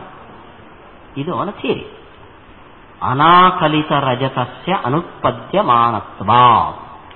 ಆಕಲಿತ ರಜತ ಅಂದ್ರೆ ರಜತವನ್ನ ಅನುಭವಿಸಿದವನು. ಅನಾಕಲಿತ ರಜತ ರಜತವನ್ನು ಅನುಭವಿಸದೇ ಇದ್ದವನು, ರಜತವನ್ನು ನೋಡದೇ ಬಿದ್ದ ವ್ಯಕ್ತಿ, ಅವನಿಗೆ ಅನುತ್ಪದ್ಯಮಾನ. ಇದು ಹುಟ್ಟಲ್ಲ. ಅಂದ್ರೆ ರಜತವನ್ನು ನೋಡದವನಿಗೆ ಇದಂ ರಜತ ಅಂತ ಭ್ರಾಂತಿ ಬರಲ್ಲ. ನೆಗೆಟಿವ್. ಪಾಸಿಟಿವ್ ಅಪ್ರೋಚ್ ಹೇಳಿ. ಆ ರಜತವನ್ನು ಅನುಭವಿಸಿದವನಿಗೆ ಮಾತ್ರ ಇದು ಬರುತ್ತೆ. ಅಂದ್ರೆ ಇದು ಸ್ಮರಣೆ ಅಂತ. ಇದನ್ನ ಟೆಕ್ನಿಕಲ್ ಆಗಿ ತಗೊಂಡು ದೋಷ ಹೇಳ್ತಾರೆ ನೋಡಿ. ಅವನ ಅನುಮಾನ ರಜತಜ್ಞಾನಂ ಪಕ್ಷ, ಸ್ಮರಣಂ ಸಾಧ್ಯ. ಅನಾಕಲಿತ ರಜತಸ್ಯ ಅನುತ್ಪದ್ಯಮಾನತ್ವ. ರಜತದ ಅನುಭವ ಇಲ್ಲದೇ ಇದ್ದವನಿಗೆ ಇದು ಹುಟ್ಟಲ್ಲ. ಈ ಹೇತು ತಪ್ಪು ಅಂತ. ಅನಾಕಲಿತ ರಜತಸ್ಯ ಅನುತ್ಪದ್ಯಮಾನತ್ವ ಎಂಬುದು ಆಕಾಶದಲ್ಲಿ ಇದೆ ಹೇತು. ನೀವು ಯೋಚನೆ ಮಾಡಲಿಕ್ಕೆ ಸಾಧ್ಯ ಇದೆ. ಆಕಾಶದಲ್ಲಿ ಇದೆ. ಯಾಕೆ? ಅನುತ್ಪದ್ಯಮಾನ, ಅದು ನಿತ್ಯ. ಅನಾಕಲಿತ ರಜತಸ್ಯ ಅನುತ್ಪದ್ಯಮಾನತ್ವಂ ಅನ್ನೋ ಹೇತು ನಿತ್ಯವಾದ ಆಕಾಶದಲ್ಲಿ ಇದೆ. ಇದೆಯೋ ಇಲ್ಲೋ? ಇದೆ. ಅನುತ್ಪದ್ಯಮಾನ, ಅದು ಕೊನೆಗೆ ಬಂದ್ರೆ ಎಲ್ಲ ಬಂತು ಅಂತ ಅರ್ಥ. ಅದು ಸ್ಮರಣೆನೋ? ಅಲ್ಲ, ಸಾಧ್ಯ ಇಲ್ಲ. ಹೇತು ಬಂತು. ಈ ಅನುಮಾನ ವ್ಯಭಿಚಾರಿ. ತಪ್ಪಿಡಿಬೇಡ್ರಿ. ಅನಾಕಲಿತ ರಜತಸ್ಯ ಅನುತ್ಪದ್ಯಮಾನತ್ವ ಅದು ನೆಗೆಟಿವ್ ಅಪ್ರೋಚ್ ತಗೊಳ್ಬೇಡಿ, ಪಾಸಿಟಿವ್ ತಗೊಳ್ಳಿ. ಅಂದ್ರೆ ಆಕಲಿತ ರಜತಸ್ಯೈವ ಉತ್ಪದ್ಯಮಾನತ್ವ ಅಂದ್ರೆ ರಜತದ ಅನುಭವ ಇರುವವನಿಗೆ ಮಾತ್ರ ಹುಟ್ಟುತ್ತೆ. ಆಕಾಶದಲ್ಲಿ ಇದೆಯಾ? ಹುಟ್ಟುತ್ತಾ ಆಕಾಶ? ಇಲ್ಲ. ಇವಾಗ ಆಕಾಶದಲ್ಲಿ ವಿಚಾರ ಹೋಯ್ತು. ಆಯ್ತಾ? ಇವಂಚ ರಜತದ ಅನುಭವ ಇದ್ದವನಿಗೆ ಮಾತ್ರ ಇದಂ ರಜತಂ ಅಂತ ಶುಕ್ತಿಯನ್ನು ನೋಡಿದ್ರೆ ಜ್ಞಾನ ಹುಡ್ತದೆ. ಆದ್ರಿಂದ ಅದು ಸ್ಮರಣೆ ಎಂತ ಕರೆಕ್ಟ್, ಓಕೆ ಅಂತ ಅನಿಸುತ್ತೆ. ಆದರೆ ಸಂಸ್ಕಾರಾದವು ವ್ಯಭಿಚಾರ. ರಜತದ ಸಂಸ್ಕಾರ ಇದೆಯಲ್ಲ, ಇದು ಯಾರಿಗೆ ಹುಟ್ಟುತ್ತೆ? ಸಂಸ್ಕಾರ ಹುಟ್ಟಬೇಕಾದ್ರೆ ಜ್ಞಾನ ಬೇಕು. ನಿಮಗೆ ಪಡುಬಿದ್ರಿಗೆ ಬಂದ ಕೂಡಲೇ ಢರ್ರ ಅಂತ ಕಾಲು ಇಲ್ಲಿಗೆ ಬರುತ್ತೆ. ಯಾಕೆ ಅಂದ್ರೆ ಸುಮಾರು ಹೊತ್ತು ಬಂದು ಸಂಸ್ಕಾರ ಅನ್ಕೊಳ್ಳಿ. ಸಂಸ್ಕಾರಕ್ಕೆ ಕಾರಣ ಏನು? ಅನುಭವ. ಹಾಗಾದರೆ ರಜತದ ಅನುಭವ ಇರುವವನಿಗೆ ಮಾತ್ರ ಹುಟ್ಟುತ್ತೆ ಯಾವುದು? ಸಂಸ್ಕಾರ. ಸಂಸ್ಕಾರ, ರಜತದ ಸಂಸ್ಕಾರ ರಜತದ ಅನುಭವ ಇದ್ದವನಿಗೆ ಮಾತ್ರ ಹುಟ್ಟುತ್ತೆ. ಅದು ಸ್ಮರಣೆ ಹೌದಾ? ಅಲ್ಲ. ಸ್ಮರಣಂ ಅನ್ನೋ ಸಾಧ್ಯ ಇಲ್ಲ. ರಜತಜ್ಞಾನವತ ಏವ ಉತ್ಪದ್ಯಮಾನತ್ವಂ ಅನ್ನೋ ಹೇತು ಇದೆ. ಮತ್ತೆ ಸಂಸ್ಕಾರದಲ್ಲಿ ವ್ಯಭಿಚಾರ ಬಂತು. ಅದಕ್ಕೆ ಅವನಂತಾನೆ ಜ್ಞಾನತ್ವೇ ಸತಿ ವಿಶೇಷಣಾದ್ ಅದೋಷಃ. ರಜತಜ್ಞಾನವತ ಏವ ಉತ್ಪದ್ಯಮಾನತ್ವೇ ಸತಿ ಜ್ಞಾನತ್ವಾತ್ ಅಂತ ಸೇರಿಸ್ತೇನೆ. ಪರಿಷ್ಕಾರ ಮಾಡೋದು ಹೀಗೆ. ಇದರಲ್ಲಿ ಕೋಟಿಕ್ರಮ ಅಂತ ಹೇಳೋದು. ಮೊದಲನೇದ್ದು ಚೇಂಜ್ ಮಾಡೋದಕ್ಕೆ ದೋಷ ಹಿಡಿದು ಮತ್ತೆ ಅಡಿಷನ್ ಸೇರಿಸಿದ. ಅಂದ್ರೆ ರಜತ ಜ್ಞಾನ ಇರುವವನಿಗೆ ಮಾತ್ರ ಹುಟ್ಟುವ ಜ್ಞಾನ, ಆದ್ರಿಂದ ಇದು ಸ್ಮರಣೆ. ಇವಾಗ ಸಂಸ್ಕಾರ ವಿಚಾರ ಇಲ್ಲ. ಯಾಕೆ? ರಜತದ ಜ್ಞಾನ ಇರುವವನಿಗೆ ಮಾತ್ರ ರಜತದ ಸಂಸ್ಕಾರ ಹುಟ್ಟುತ್ತದೆ, ಆದ್ರೂ ಜ್ಞಾನ ಅಲ್ಲ. ಅನ್ನಲ್ಲಿ ಹೇತು ಇಲ್ಲ, ವಿಚಾರ ಹೋಯಿತು. ಅಂದ್ರೆ ಟೀಕಾಕೃತ್ಪಾದರು ಹೇಳ್ತಾರೆ, ನೈಯಾಯಿಕರದು ಪ್ರಾಭಾಕರರದು ಥಿಯರಿ ಏನು ಅಂದ್ರೆ, ನಿರ್ವಿಕಲ್ಪಕ ಜ್ಞಾನ ಬಂದ ಮೇಲೆ ಸವಿಕಲ್ಪಕ ಜ್ಞಾನ ಬರುತ್ತದೆ ಅಂತ. ನೋಡಿ, ಉದಾಹರಣೆಗೆ ನೀವು ಪಲಿಮಾರಿಗೆ ಅಂತ ಬಂದಿದ್ದೀರಿ. ಅಲ್ಲಿ ಗೇಟಲ್ಲಿ ಪಲಿಮಾರ ಮಠವನ್ನು ನೋಡ್ತೀವಿ. ಆವಾಗ ಈ ಮಠದ್ದೊಂದು ಐಡಿಯಾ ಬಂತಲ್ಲ ನಿಮಗೆ. ರಿಕ್ಷಾ ಇಳಿದು ಒಳಗಡೆ ಬರ್ತೀರಿ. ಪಲಿಮಾರ ಮಠ ಆವಾಗಲೂ ನೋಡಿದ್ರಿ, ಮೊದಲು ನೋಡಿದ್ರಿ ಗೇಟಲ್ಲಿ, ಇಲ್ಲೂ ನೋಡಿದ್ರಿ. ವ್ಯತ್ಯಾಸ ಇದೆಯಲ್ಲ ಜ್ಞಾನಕ್ಕೆ? ಮೊದಲು ನೋಡಿದ ಜ್ಞಾನ ನಿರ್ವಿಕಲ್ಪಕ ಜ್ಞಾನ, ಆಮೇಲೆ ನೋಡಿದ ಜ್ಞಾನ ಸವಿಕಲ್ಪಕ ಜ್ಞಾನ. ಪ್ರತಿಯೊಂದು ಜ್ಞಾನಕ್ಕೂ ಕೂಡ ಹೀಗೆ 2 ಸ್ಟೆಪ್ ಇದೆ. ಯಾವುದೇ ಒಂದು ಜ್ಞಾನ ಬರಬೇಕಾದರೂ ಮೊದಲು ನಿರ್ವಿಕಲ್ಪಕ ಜ್ಞಾನ, ಆಮೇಲೆ ಸವಿಕಲ್ಪಕ ಜ್ಞಾನ. ರಜತದ ಜ್ಞಾನ ಬರಬೇಕಾದರೂ 2 ಸ್ಟೆಪ್ ಬೇಕಲ್ಲ. ಮೊದಲು ರಜತದ ನಿರ್ವಿಕಲ್ಪಕ ಜ್ಞಾನ, ಆಮೇಲೆ ಸವಿಕಲ್ಪಕ ಜ್ಞಾನ. ಹಾಗಾದ್ರೆ ರಜತದ ಸವಿಕಲ್ಪಕ ಜ್ಞಾನ ರಜತ ಜ್ಞಾನವತ ಏವ ಉತ್ಪದ್ಯಮಾನ. ನಿರ್ವಿಕಲ್ಪಕ ಜ್ಞಾನ ಇರುವವನಿಗೆ ಹುಡುತ್ತದೆ. ಅದು ಜ್ಞಾನನೂ ಹೌದು, ಅದು ಸ್ಮರಣೆ ಅಲ್ಲ. ವ್ಯಭಿಚಾರ ಸವಿಕಲ್ಪಕ ಜ್ಞಾನ ವ್ಯಭಿಚಾರ.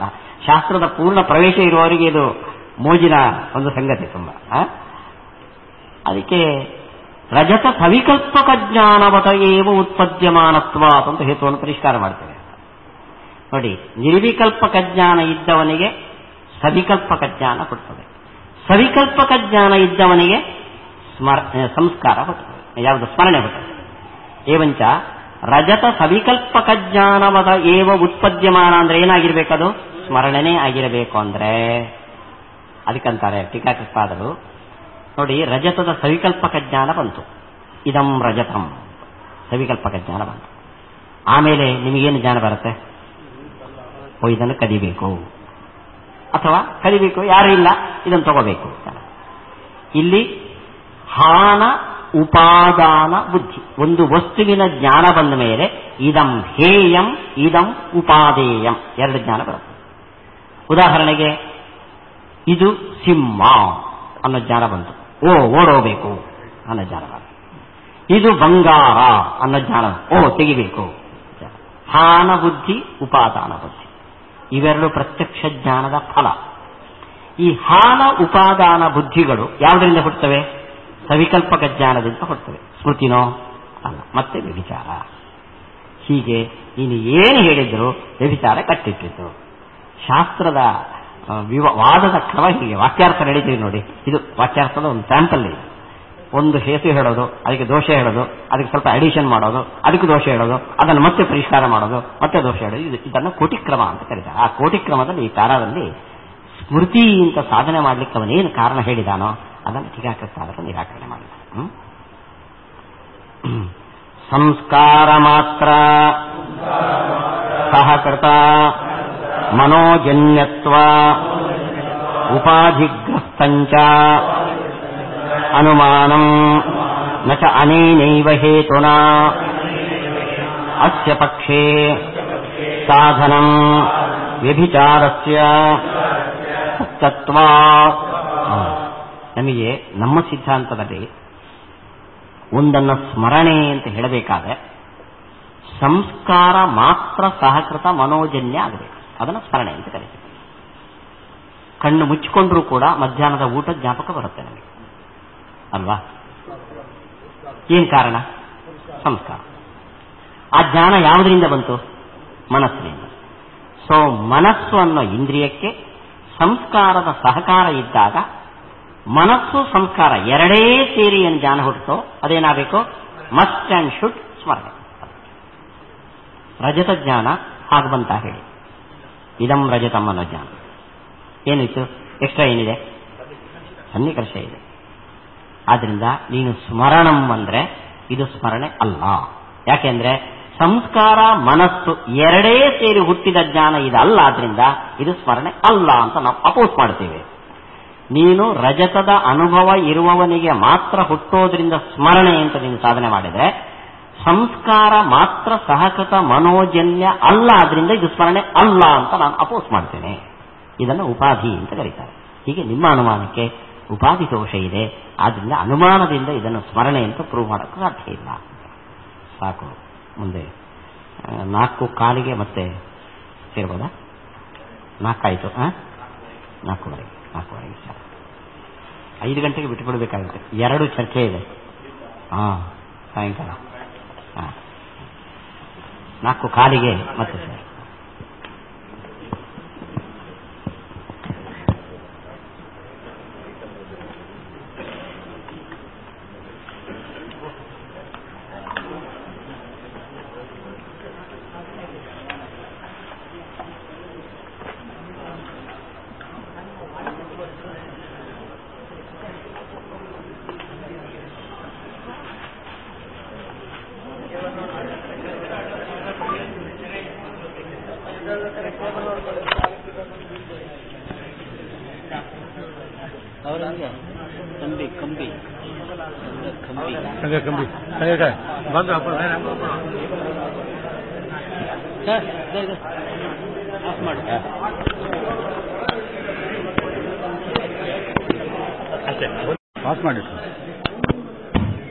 ಶ್ರೀ ಗುರುಭ್ಯೋ ನಮಃ. ಹರಿ ಓಂ. ಕಿಂಚೇದಂ ಸ್ಮರಣತ್ವಂ ಸಾಧ್ಯಂ ನ ತಾವತ್ ಸಾಮಾನ್ಯಂ ಗುಣೇಶು ಪ್ರಾಭಾಕರೈಃ ಅಭ್ಯುಪಗತಂ ಅನನುಭವತ್ವಂ ಇತಿ ಚೇತ್ ತದಪಿ ಕಿಂ ಅನುಭವಾತ್ ಅನ್ಯತ್ವಂ ಅನುಭವತ್ವ ಅನಧಿಕರಣತ್ವಂ ವಾ ಆದ್ಯೇ ಅನುಭವಸ್ಯಾಪಿ ತತ್ಸಂಭವೇನ ಸಿದ್ಧಸಾಧನತಾ ಸ್ಯಾತ್. ದ್ವಿತೀಯೇ ಅನುಭವತ್ವಂ ಕಿಮಿತಿ ವಾಚ್ಯಂ ಸ್ಮೃತ್ಯನ್ಯತ್ವಂ ಇತಿ ಚೇನ್ನ ಸ್ಮೃತೌ ಅಪಿ ಪ್ರಸಂಗಾತ್ ಇತರೇತರಾಶ್ರಯ ಪ್ರಸಕ್ತೇಶ್ಚ ಜ್ಞಾನ ಸಂಸ್ಕಾರ ಮಾತ್ರ ಪ್ರಭವತ್ವಂ ಸ್ಮೃತಿತ್ವಂ ಇತಿ ಚೇನ್ನ ಮಾನಸ ಪ್ರತ್ಯಕ್ಷಜಾ ಸ್ಮೃತಿಃ ಇತಿ ಅಸ್ಮಾಭಿಃ ಅಂಗೀಕೃತತ್ವೇನ ಪಕ್ಷಸ್ಯ ಅಪ್ರಸಿದ್ಧ ವಿಶೇಷಣತ್ವಾತ್ ದೃಷ್ಟಾಂತಸ್ಯ ಸಾಧ್ಯವೈಕಲ್ಯಾಚ್ಚ. ಪ್ರಾಭಾಕರರು ಇದಂ ರಜತಂ ಎಂಬಲ್ಲಿ ರಜತಂ ಎಂಬ ಜ್ಞಾನ ಸ್ಮೃತಿ. ಯಾಕೆಂದ್ರೆ ಅನಾಕಲಿತ ರಜತಸ್ಯ ಅನುತ್ಪದ್ಯಮಾನತ್ವಾತ್ ಅಂತ ಅನುಮಾನ ಮಾಡಿದ್ದಾರೆ. ಇದುವರೆಗೆ ಅನಾಕಲಿತ ರಜತಸ್ಯ ಅನುತ್ಪದ್ಯಮಾನತ್ವಾತ್ ಅನ್ನೋ ಹೇತುವಿಗೆ ಏನರ್ಥ ಅಂತ ವಿಕಲ್ಪ ಮಾಡಿ ದೂಷಣೆ ಮಾಡಿದರು. ಇವಾಗ ಸ್ಮೃತಿ ಅಂತ ಸಾಧ್ಯಾಂಶ ಇದೆ.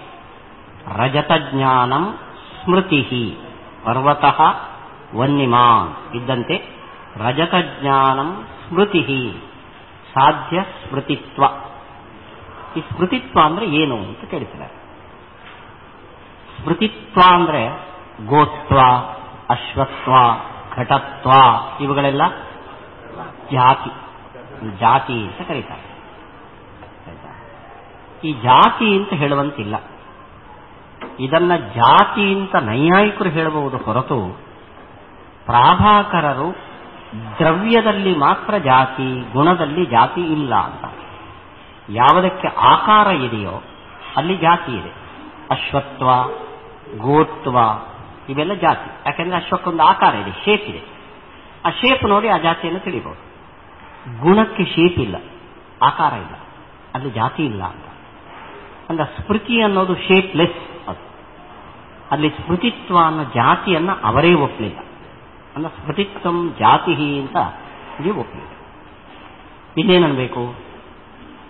ಸ್ಮೃತಿ ಅಂದ್ರೆ ಅನುಭವ ಅಲ್ಲದ ಜ್ಞಾನ, ಅನುಭವಾದನ್ಯತ್ವಂ. ಯಾವುದು ಅನುಭವ ಅಲ್ವೋ ಅದನ್ನ ಸ್ಮೃತಿ ಅಂತ ಕರೀತಾರೆ. ಅನನುಭವತ್ವಂ. ಅನನುಭವತ್ವಂ ಅಂದ್ರೆ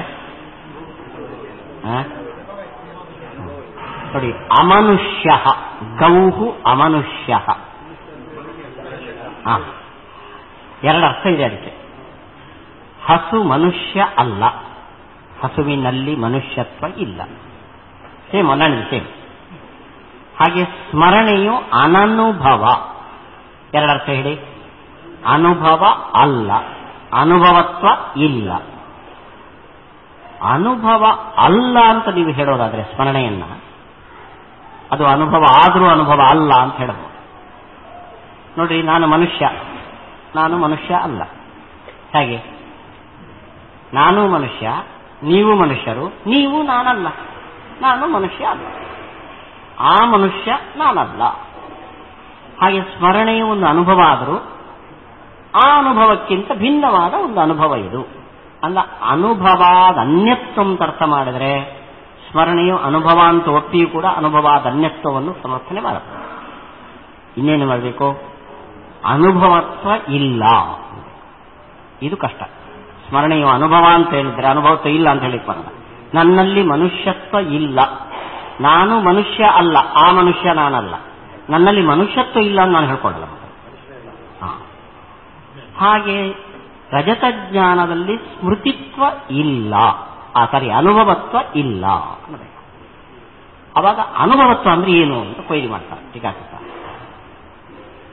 ಇವಾಗ ಸ್ಮೃತಿ ಅಂತ ಒಂದು ಕಡೆ, ಇದು ಅನುಭವ ಅಂತ ಇನ್ನೊಂದು ಕಡೆ, ಎರಡನ್ನು ಜಾತಿ ಅನ್ನೋದಿಲ್ಲ. ಅನುಭವತ್ವ ಇಲ್ಲದಿದ್ದು ಸ್ಮೃತಿ. ಅನುಭವತ್ವ ಅಂದ್ರೆ ಏನು? ಯಾವುದು ಸ್ಮೃತಿ ಅಲ್ವೋ ಅದು ಅನುಭವ. ಹೌದಾ? ಸ್ಮೃತಿ ಅಂದ್ರೇನು? ಯಾವುದು ಅನುಭವ ಅಲ್ವೋ ಅದು ಸ್ಮೃತಿ. ಅನುಭವ ಅಂದ್ರೇನು? ಯಾವುದು ಸ್ಮೃತಿ ಅಲ್ವೋ ಅದು ಅನುಭವ. ಇದು ಅನ್ಯೋನ್ಯಾಶ್ರಯ. ಆದ್ರಿಂದ ಅನನುಭವತ್ವಂ ಅಂದ್ರೆ ಅನುಭವತ್ವ ಅನಧಿಕರಣತ್ವ ಅಂತ ಅನುಭವತ್ವದ ಮೇಲೆ ಕೊಯ್ಗೆ ಹಚ್ಚಿಲ್ಲ. ಅದರಿಂದ ರಜತಜ್ಞಾನಂ ಸ್ಮೃತಿ ಎಂಬಲ್ಲಿ ಸ್ಮೃತಿತ್ವವನ್ನು ಸಾಧನೆ ಮಾಡಲಿಕ್ಕೆ ಬರಲ್ಲ. ಅಲ್ಲ, ಸಂಸ್ಕಾರ ಮಾತ್ರ ಪ್ರಭವತ್ವಂ. ಸ್ಮೃತಿ ಅನ್ನೋದು ಸನ್ನಿಕರ್ಷದಿಂದ ಹುಟ್ಟಲ್ಲ, ಮತ್ತೆ ಸಂಸ್ಕಾರ ಮಾತ್ರ ಅದಕ್ಕೆ ಕಾರಣ. ಕಣ್ಣು ಮುಚ್ಚಿಕೊಂಡು ಸಂಸ್ಕಾರ ಇದ್ರೆ ಸಾಕು. ಅಂದ್ರೆ ಸ್ಮೃತಿ ಅಂದ್ರೇನು? ಸಂಸ್ಕಾರ ಮಾತ್ರ ಜನ್ಯತ್ವ, ಇದು ಸ್ಮೃತಿ. ಅಂದರೆ ನಾವು ಒಪ್ಪಲ್ಲ. ಸಂಸ್ಕಾರ ಮಾತ್ರ ಇದ್ರೆ ಸ್ಮೃತಿ ಬರುತ್ತಾ? ನೀವು ಕಂಪ್ಯೂಟರಲ್ಲಿ ಒಂದು ಟೆಕ್ಸ್ಟ್ ಫುಲ್ ಫೀಡ್ ಮಾಡಿಟ್ಟಿದ್ದೀರಿ, ಕೊಡಯ್ಯ ಅಂದ್ರೆ ಕೊಟ್ಬಿಡುತ್ತ, ಅದು ಟಕ್ ಕಾಣಬೇಕು. ಆ ಪ್ರೋಗ್ರಾಮ್ಗೆ ಹೋಗಿ ಟಕ್ ಅಂತ ಕಮಾಂಡ್ ಓದಿದ್ರೆ ಬರುತ್ತೆ. ಹಾಗೆ ಸಂಸ್ಕಾರ ಮಾತ್ರ ಇದ್ರೆ ಸ್ಮೃತಿ ಬಂದ್ಬಿಡುತ್ತಾ? ಮನಸ್ಸು ಬೇಕು. ಸೊ ಮನಸ್ಸು ಸಂಸ್ಕಾರದ ಸಹಾಯ ಪಡೆದು ಸ್ಮೃತಿಯನ್ನು ಹುಟ್ಟಿಸುತ್ತೆ. ಹಾಗಾದರೆ ಯಾವುದೇ ಸ್ಮೃತಿಯೂ ಕೂಡ ಕೇವಲ ಸಂಸ್ಕಾರದಿಂದ ಹುಟ್ಟಲ್ಲ. ಅಂದ್ರೆ ಸಂಸ್ಕಾರ ಮಾತ್ರ ಪ್ರಭವತ್ವ ಅಂತ ನಾವು ಒಪ್ಪಲ್ಲ. ನಮ್ಮಲ್ಲಿ ಮಾನಸ ಪ್ರತ್ಯಕ್ಷಜಾ ಸ್ಮೃತಿ ಹೇಳ್ತೀವಿ. ಮನಸ್ಸಿನಿಂದ ಬರುವ ಪ್ರತ್ಯಕ್ಷವನ್ನು ಸ್ಮೃತಿ ಅಂತ ಕರೀತೀವಿ. ಕಣ್ಣಿನಿಂದ ಬರುವ ಪ್ರತ್ಯಕ್ಷ ಇದು ಹಾಗೋ, ಸ್ಮರಣೆ ಮನಸ್ಸಿನಿಂದ ಬರುವ ಪ್ರತ್ಯಕ್ಷ. ಆದ್ರಿಂದ ಸಂಸ್ಕಾರ ಮಾತ್ರ ಪ್ರಭವತ್ವ ಸ್ಮೃತಿತ್ವ ಅಂತ ಹೇಳಿದ್ರೆ ನಾವು ಒಪ್ಪಲ್ಲ. ಮನಸ್ಸಿನ ಸಹಾಯ ಹಿಡಿದು ಬಂದಿದೆ ಅದು. ಅಂದ ಸ್ಮೃತಿತ್ವ ಅಂದ್ರೆ ಏನು, ಅನುಭವತ್ವ ಅಂದ್ರೆ ಏನು ಅಂತ ನಿರೂಪಣೆ ಮಾಡಲಿಕ್ಕೆ ಬರಲ್ಲ. ಆದ್ರಿಂದ ರಜತಜ್ಞಾನಂ ಸ್ಮರಣಂ ಅಂತ ಹೇಳೋದು ನಿಮ್ಮ ಅನುಮಾನ ತಪ್ಪು. ಸಾಧ್ಯದ ಬಗ್ಗೆ ಕೊಯ್ಲಿ. ವಾದ ಅಂದ್ರೆ ಹೀಗೆ. ಇವಾಗ ಹಸು ಮನುಷ್ಯ ಅಲ್ಲ, ಫ್ಯಾಕ್ಟ್. ಮನುಷ್ಯ ಅಲ್ಲ ಅಂತ ಸಾಧನೆ ಮಾಡೋದಕ್ಕೆ ಮನುಷ್ಯ ಅಲ್ಲ ಅನ್ನೋ ಚರ್ಚೆ ಏನು? ಮನುಷ್ಯತ್ವ ಇಲ್ಲ ಅಂತ ಅರ್ಥನೋ ಮನುಷ್ಯ ಭಿನ್ನ ಅಂತ ಅರ್ಥನೋ ಕೊಯ್ರಿ ಮಾಡಿ ಅದನ್ನೆಲ್ಲ ಬಾಯಿ ಮುಚ್ಚಿಸ್ಕೊಡ. ತರ್ಕದ ದುರುಪಯೋಗ ಇದೆ. ಕಿಂಚ ಇಂದ್ರಿಯ ವ್ಯಾಪಾರ ಅನ್ವಯ ವ್ಯತಿರೇಕ ಅನುವಿಧಾಯಿ ಇದಂ ರಜತಜ್ಞಾನಂ ಸತ್ಕಾರ್ಯಂ ಇತ್ಯವಸೀಯತೆ ತಥಾ ಚ ಬಾಧಿತ ವಿಷಯತ್ವಂ. ಅಷ್ಟೇ ಅಲ್ಲ, ಇದಂ ರಜತಂ ಅನ್ನೋ ಜ್ಞಾನ ಕಣ್ಣು ಮುಚ್ಕೊಂಡು ಬರುತ್ತೋ ಕಣ್ಣು ತೆರ್ಕೊಂಡು ಬರುತ್ತೋ? ಹಾಗಾದ್ರೆ ಇಂದ್ರಿಯ ವ್ಯಾಪಾರ ಇದ್ರೆ ಇದಂ ರಜತಂ ಅನ್ನೋ ಭ್ರಮೆ, ಇಂದ್ರಿಯ ವ್ಯಾಪಾರ ಇಲ್ಲ ಅಂದ್ರೆ ಇದಂ ರಜತಂ ಭ್ರಮೆ ಇಲ್ಲ. ಇದರಿಂದ ಏನು ಗೊತ್ತಾಗುತ್ತೆ? ಫ್ಯಾನ್ ಹಾಕಿದ್ರೆ ಸೆಕೆ ಹೋಗುತ್ತೆ, ಫ್ಯಾನ್ ತೆಗೆದ್ರೆ ಸೆಕೆ ಆಗತ್ತೆ. ಅಂದ್ರೆ ಸೆಕೆ ನಿವಾರಣೆಗೆ ಫ್ಯಾನು ಕಾರಣ. ಇಂದ್ರಿಯ ವ್ಯಾಪಾರ ಇದ್ರೆ ರಜತ ಜ್ಞಾನ ಇದಂ ರಜತಂ ಭ್ರಮೆ ಹುಟ್ಟುತ್ತೆ. ಇಂದ್ರಿಯ ವ್ಯಾಪಾರ ಇಲ್ಲದಿದ್ರೆ ಇದಂ ರಜತಂ ಜ್ಞಾನ ಹುಟ್ಟಲ್ಲ. ಇದರಿಂದ ಏನ್ ಗೊತ್ತಾಗತ್ತೆ? ಈ ಜ್ಞಾನಕ್ಕೆ ಇಂದ್ರಿಯವು ಕಾರಣ. ಇಂದ್ರಿಯವು ಕಾರಣ ಅಂದ್ಮೇಲೆ ಏನಾಯ್ತಾಯ್ತು? ಅದು ಪ್ರತ್ಯಕ್ಷ. ಅದರಿಂದ ಇನ್ನು ಸ್ಮೃತಿ ಅಂತ ಸಾಧನೆ ಮಾಡಿದ್ರೆ ಅದು ಪ್ರತ್ಯಕ್ಷ ಅಂತ ನಾವು ಕೌಂಟರ್ ಆರ್ಗ್ಯುಮೆಂಟ್ ಮಾಡ್ತೇವೆ. ಬಾಧಿತ ವಿಷಯತ್ವಂ ಅನ್ವಯ ವ್ಯತಿರೇಕಯೋ ಅನ್ಯತ್ರ ಉಪಯೋಗಾತ್ ನೈವಂ ಇತಿ ಚೇತ್ ತತ್ಕಿಮಸ್ಯ ಸ್ಮೃತಿತ್ವೇ ಸಿದ್ಧೇ ಅನ್ಯತ್ರ ಉಪಕ್ಷಯಃ ಕಲ್ಪ್ಯತೆ ಉತ ಏವಮೇವ ವಾ ನಾದ್ಯಃ ತದಭಾವಾತ್ ಅಸ್ಮಾದೇವ ಅನುಮಾನಾತ್ ತತ್ಸಿದ್ಧೌ ಅನ್ಯೋನ್ಯಾಶ್ರಯ ಪ್ರಸಂಗಾತ್ ನ ದ್ವಿತೀಯಃ ಸಮೀಚೀನ ರಜತ ಪ್ರತ್ಯಯೇಪಿ ತಥಾತ್ವ ಪ್ರಸಂಗಾತ್. ಅದಕ್ಕೆ ಇಂದ್ರಿಯ ವ್ಯಾಪಾರ ಇದ್ರೆ ಜ್ಞಾನ ಬರುತ್ತೆ, ಇಲ್ಲದಿದ್ರೆ ಬರಲ್ಲ ಅನ್ನೋ ಕಾರಣದಿಂದ ರಜತ ಜ್ಞಾನ ಇಂದ್ರಿಯದಿಂದ ಕಣ್ಣಿಂದ ಹುಟ್ಟಿದ್ದು ಅಂತ ಹೇಳಬೇಡ್ರಿ. ಕಣ್ಣು ಯಾಕೆ ಬೇಕು ಹೇಳಿ? ಇದಂ ರಜತಂ ಅನ್ನೋ ಜ್ಞಾನ ಬರಲಿಕ್ಕೆ ಕಣ್ಣಿನ ಅಗತ್ಯ ಎಲ್ಲಿ?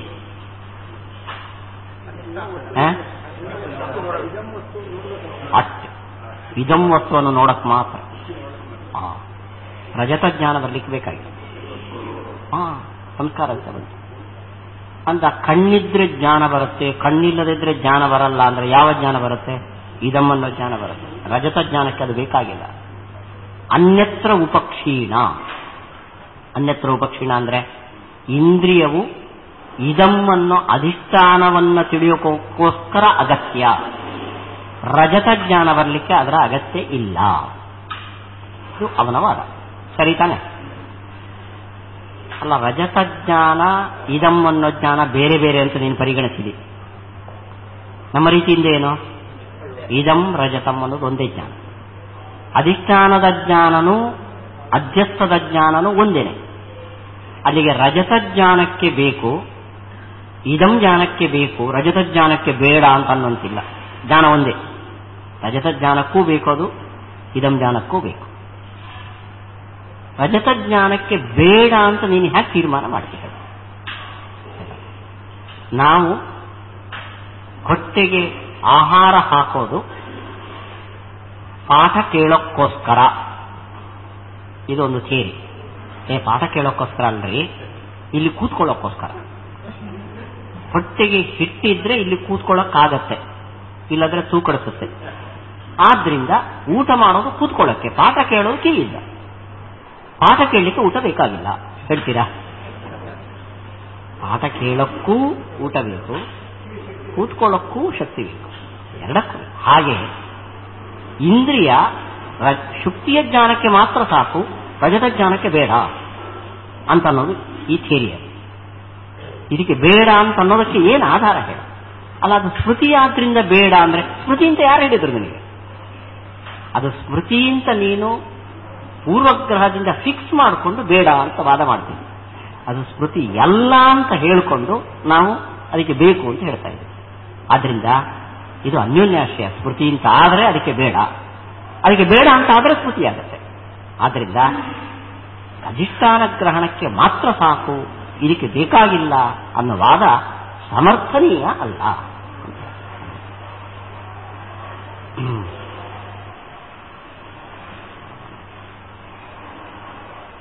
ಅನ್ಯತ್ರ ಉಪಕ್ಷಯಃ ಶಂಕಿತಃ ಇತಿ ಚೇನ್ನ ತಥಾಪಿ ಸಂದಿಗ್ಧಕಾಲಾತೀತತಾ ಅನಿಶ್ಚಾರಾತ್ ಇಲ್ಲ. ರಜತಜ್ಞಾನಕ್ಕೆ ಬೇಕಾಗಿಲ್ಲದೇ ಇರಬಹುದು. ಬೇಕಾಗಿಲ್ಲ ಅಂತ ಡೆಫಿನೆಟ್ ನಂಗೆ ಗೊತ್ತಿಲ್ಲ, ಜ್ಞಾನ ಒಂದೇ.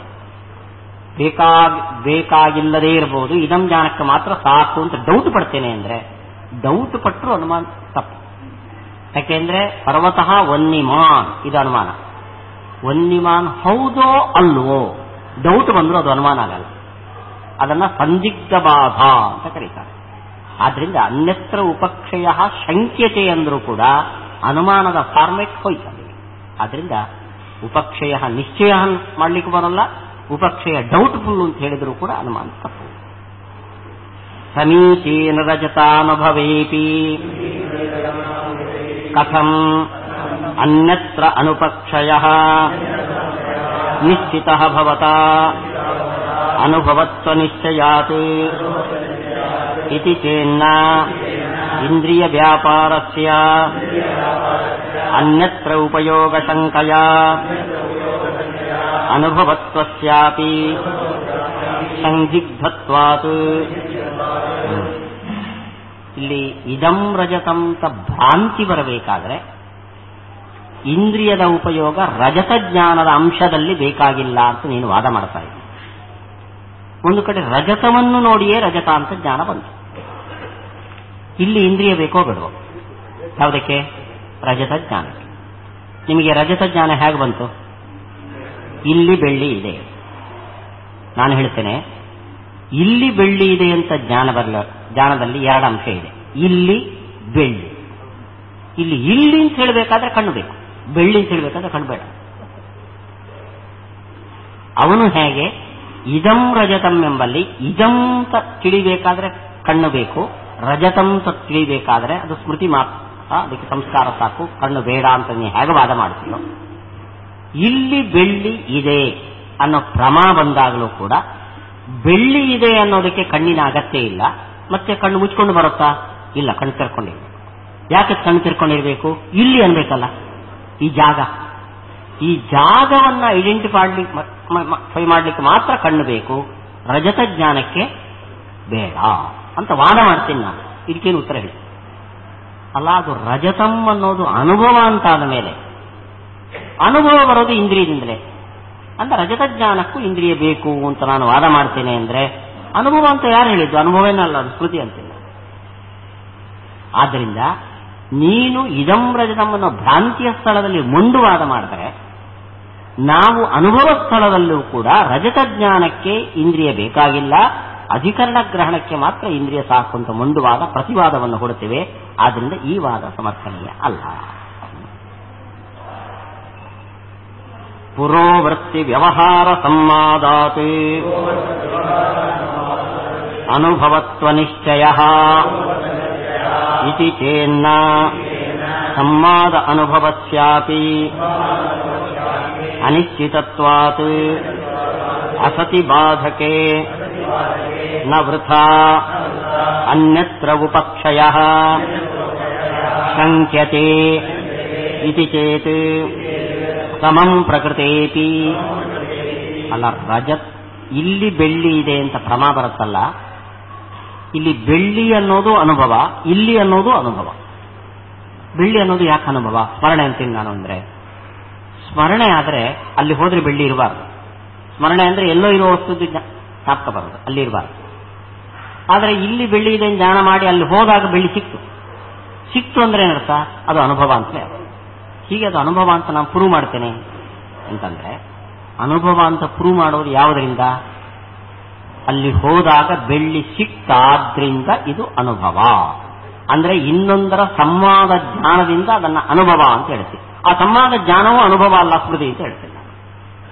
ಅಂದ ಅಲ್ಲೂ ಮತ್ತೆ ಇದೇ ಕೊಯ್ಲಿ ಆರಂಭ ಮಾಡಿ ಅದನ್ನು ಅನುಭವ ಅಲ್ಲ ಅಂತ ಅಲ್ಲ ಕಳೆದರೆ ನಿನಗೆ ಲೋಕದ ವ್ಯವಸ್ಥೆನೇ ಭಗ್ನವಾಗುವುದಿಲ್ಲ. ಅಲ್ಲ, ಇಲ್ಲಿ ಬೆಳ್ಳಿ ಇದೆ ಎಂಬಲ್ಲಿ ಅಧಿಕರಣ ಜ್ಞಾನಕ್ಕೆ ಮಾತ್ರ ಕಣ್ಣು ಬೇಕು, ರಜತ ಜ್ಞಾನಕ್ಕೆ ಕಣ್ಣು ಬೇಡ ಅಂತ ಹೇಳೋದು ಕಾರಣ ಇಲ್ಲದೆ ಸುಮ್ಮನೆ ಇದೊಂದು ವಾದ ಅಷ್ಟೇ. ಇದು ಸಮರ್ಥನೀಯ ಅಲ್ಲ.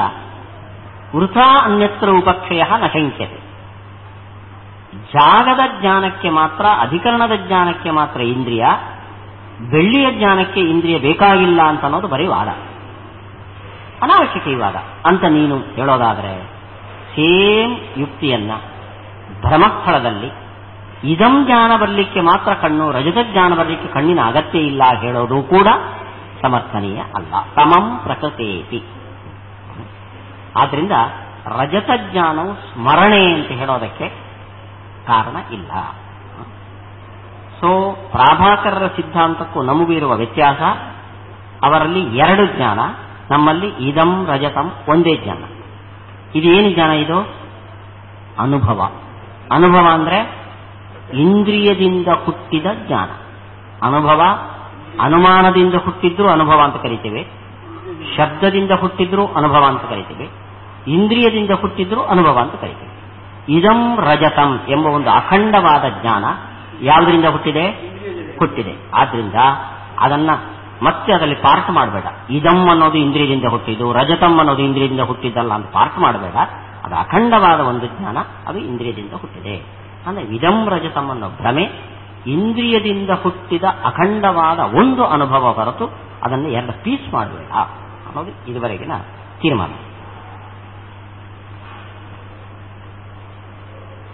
ಏತೇನ ಅಪ್ರತ್ಯುತ್ಪನ್ನ ಕಾರಣ ಪ್ರಭವತ್ವಂ ಸ್ಮೃತಿತ್ವಂ ಇತ್ಯಪಿ ಪರಾಸ್ತಂ ಸಂಸ್ಕಾರ ಉತ್ಪತ್ತಿ ಅನಂತರಮೇವ ಜಾತಾಯಾಂ ಸ್ಮೃತೌ ಅನೇಕಾಂತಿಕತ್ವಂಚ ಅನುಭೂತ ವಿಷಯತ್ವಂ ಸ್ಮೃತಿತ್ವಂ ಇತ್ಯಪಿ. ಏನಿದೆ? ಇತ್ಯಪಿ ಇದೆಯಾ? ಇತಿ ಚೇನ್ನ ಅಂತಿದ್ರೆ ಚಂದ ಇದೆ. ದ್ವಿತೀಯಾದಿಭ್ರಮೇ ಸಿದ್ಧ ಸಾಧನತ್ವಾತ್ ಸಾಧ್ಯ ಅವಿಶಿಷ್ಟತಾ ಪ್ರಸಂಗಾಚ್ಚ. ಇನ್ನು ಅವನು ಅಪ್ರತ್ಯುತ್ಪನ್ನ ಕಾರಣ ಪ್ರಭವತ್ವಂ ಅಂತ ಸ್ಮೃತಿಯ ಲಕ್ಷಣವನ್ನು ಹೇಳಿದ್ದಾನೆ. ಕಳೆದ ವರ್ಷ ಪಾಠ ಆಗಿದೆ ಅದು. ಪ್ರತ್ಯುತ್ಪನ್ನ ಕಾರಣ ಪ್ರಭವ ಆದರೆ ಅನುಭವ, ಅಪ್ರತ್ಯುತ್ಪನ್ನ ಕಾರಣ ಪ್ರಭವ ಆದರೆ ಸ್ಮರಣೆ. ಈ ಶಬ್ದವನ್ನು ಉಚ್ಚಾರಣೆ ಮಾಡೋದೇ ಕಷ್ಟ ಇದೆ. ಬೆಳ್ಳುಳ್ಳಿ ತಿಂದ ಬಾಯಿಂದ ಈ ಶಬ್ದ ಬರಲ್ಲ. ಅಪ್ರತ್ಯುತ್ಪನ್ನ, ಪ್ರತ್ಯುತ್ಪನ್ನ ಅಂದ್ರೆ ಅಟ್ ಎ ಟೈಮ್ ಹುಟ್ಟಿದ್ದು ಅಂತ. ಪ್ರತ್ಯುತ್ಪನ್ನ ಅಂತ. ಅನುಭವ ಅಂದ್ರೆ ನೋಡಿ, ಕಣ್ಣಿಂದ ಒಂದು ಅನುಭವ ಹೊರತು ಈ ಅನುಭವಕ್ಕೆ ಬೇಕಾದ ಮೆಟೀರಿಯಲ್ಸ್ ಆಲ್ರೆಡಿ ಫಿಕ್ಸ್ ಅಲ್ಲ, ಅಟ್ ಎ ಟೈಮ್ ಹುಟ್ಟಿದ್ದ. ನೋಡಿ, ನಮಗೊಂದು ಪ್ರತ್ಯಕ್ಷ ಬಂತು, ಒಂದು ಪುಸ್ತಕವನ್ನು ನಾವು ನೋಡಿದ್ದೆವು ಅಂತ ಇಟ್ಕೊಳ್ಳಿ. ಇದಕ್ಕೇನು ಕಾರಣ? ಬೆಳಕು, ಅದು ಆಲ್ರೆಡಿ ಇದೆ. ಪುಸ್ತಕ, ಅದು ಆಲ್ರೆಡಿ ಇದೆ. ಆದರೆ ಪುಸ್ತಕಕ್ಕೂ ನಮ್ಮ ಕಣ್ಣಿಗೂ ಸಂಪರ್ಕ ಇದೆಯಲ್ಲ, ಸನ್ನಿಕರ್ಷ, ಅದು ಹೀಗಾಗಿ ಇದು ಪ್ರತ್ಯುತ್ಪನ್ನ ಕಾರಣ. ಇವಾಗ ನಾನು ಹೇಳಿದ್ರಿಂದ ನಿಮಗೆ ಜ್ಞಾನ ಬರುತ್ತೆ. ನಿಮಗೆ ಬಂದ ಜ್ಞಾನ ಏನಿದೆಯೋ ಅದು ಅನುಭವ. ಇಲ್ಲಿ ನೀವು ಇದ್ದೀರಿ, ಇವತ್ತು ಹುಟ್ಟಿದ್ದಲ್ಲ. ನಾನು ಇದ್ದೇನೆ, ನಾನು ಇವತ್ತು ಹುಟ್ಟಿದ್ದಲ್ಲ. ಆದರೆ ಇವತ್ತು ಹುಟ್ಟಿದ್ಯಾವುದು? ಅಲ್ಲಲ್ಲ, ಆ ಜ್ಞಾನ ಬರಲಿಕ್ಕೆ ಬೇಕಾದ ಮೆಟೀರಿಯಲ್ ಅಲ್ಲಲ್ಲ. ಅನುಭವ ಅನ್ನೋದು ನಿಮಗೆ ಬಂತು.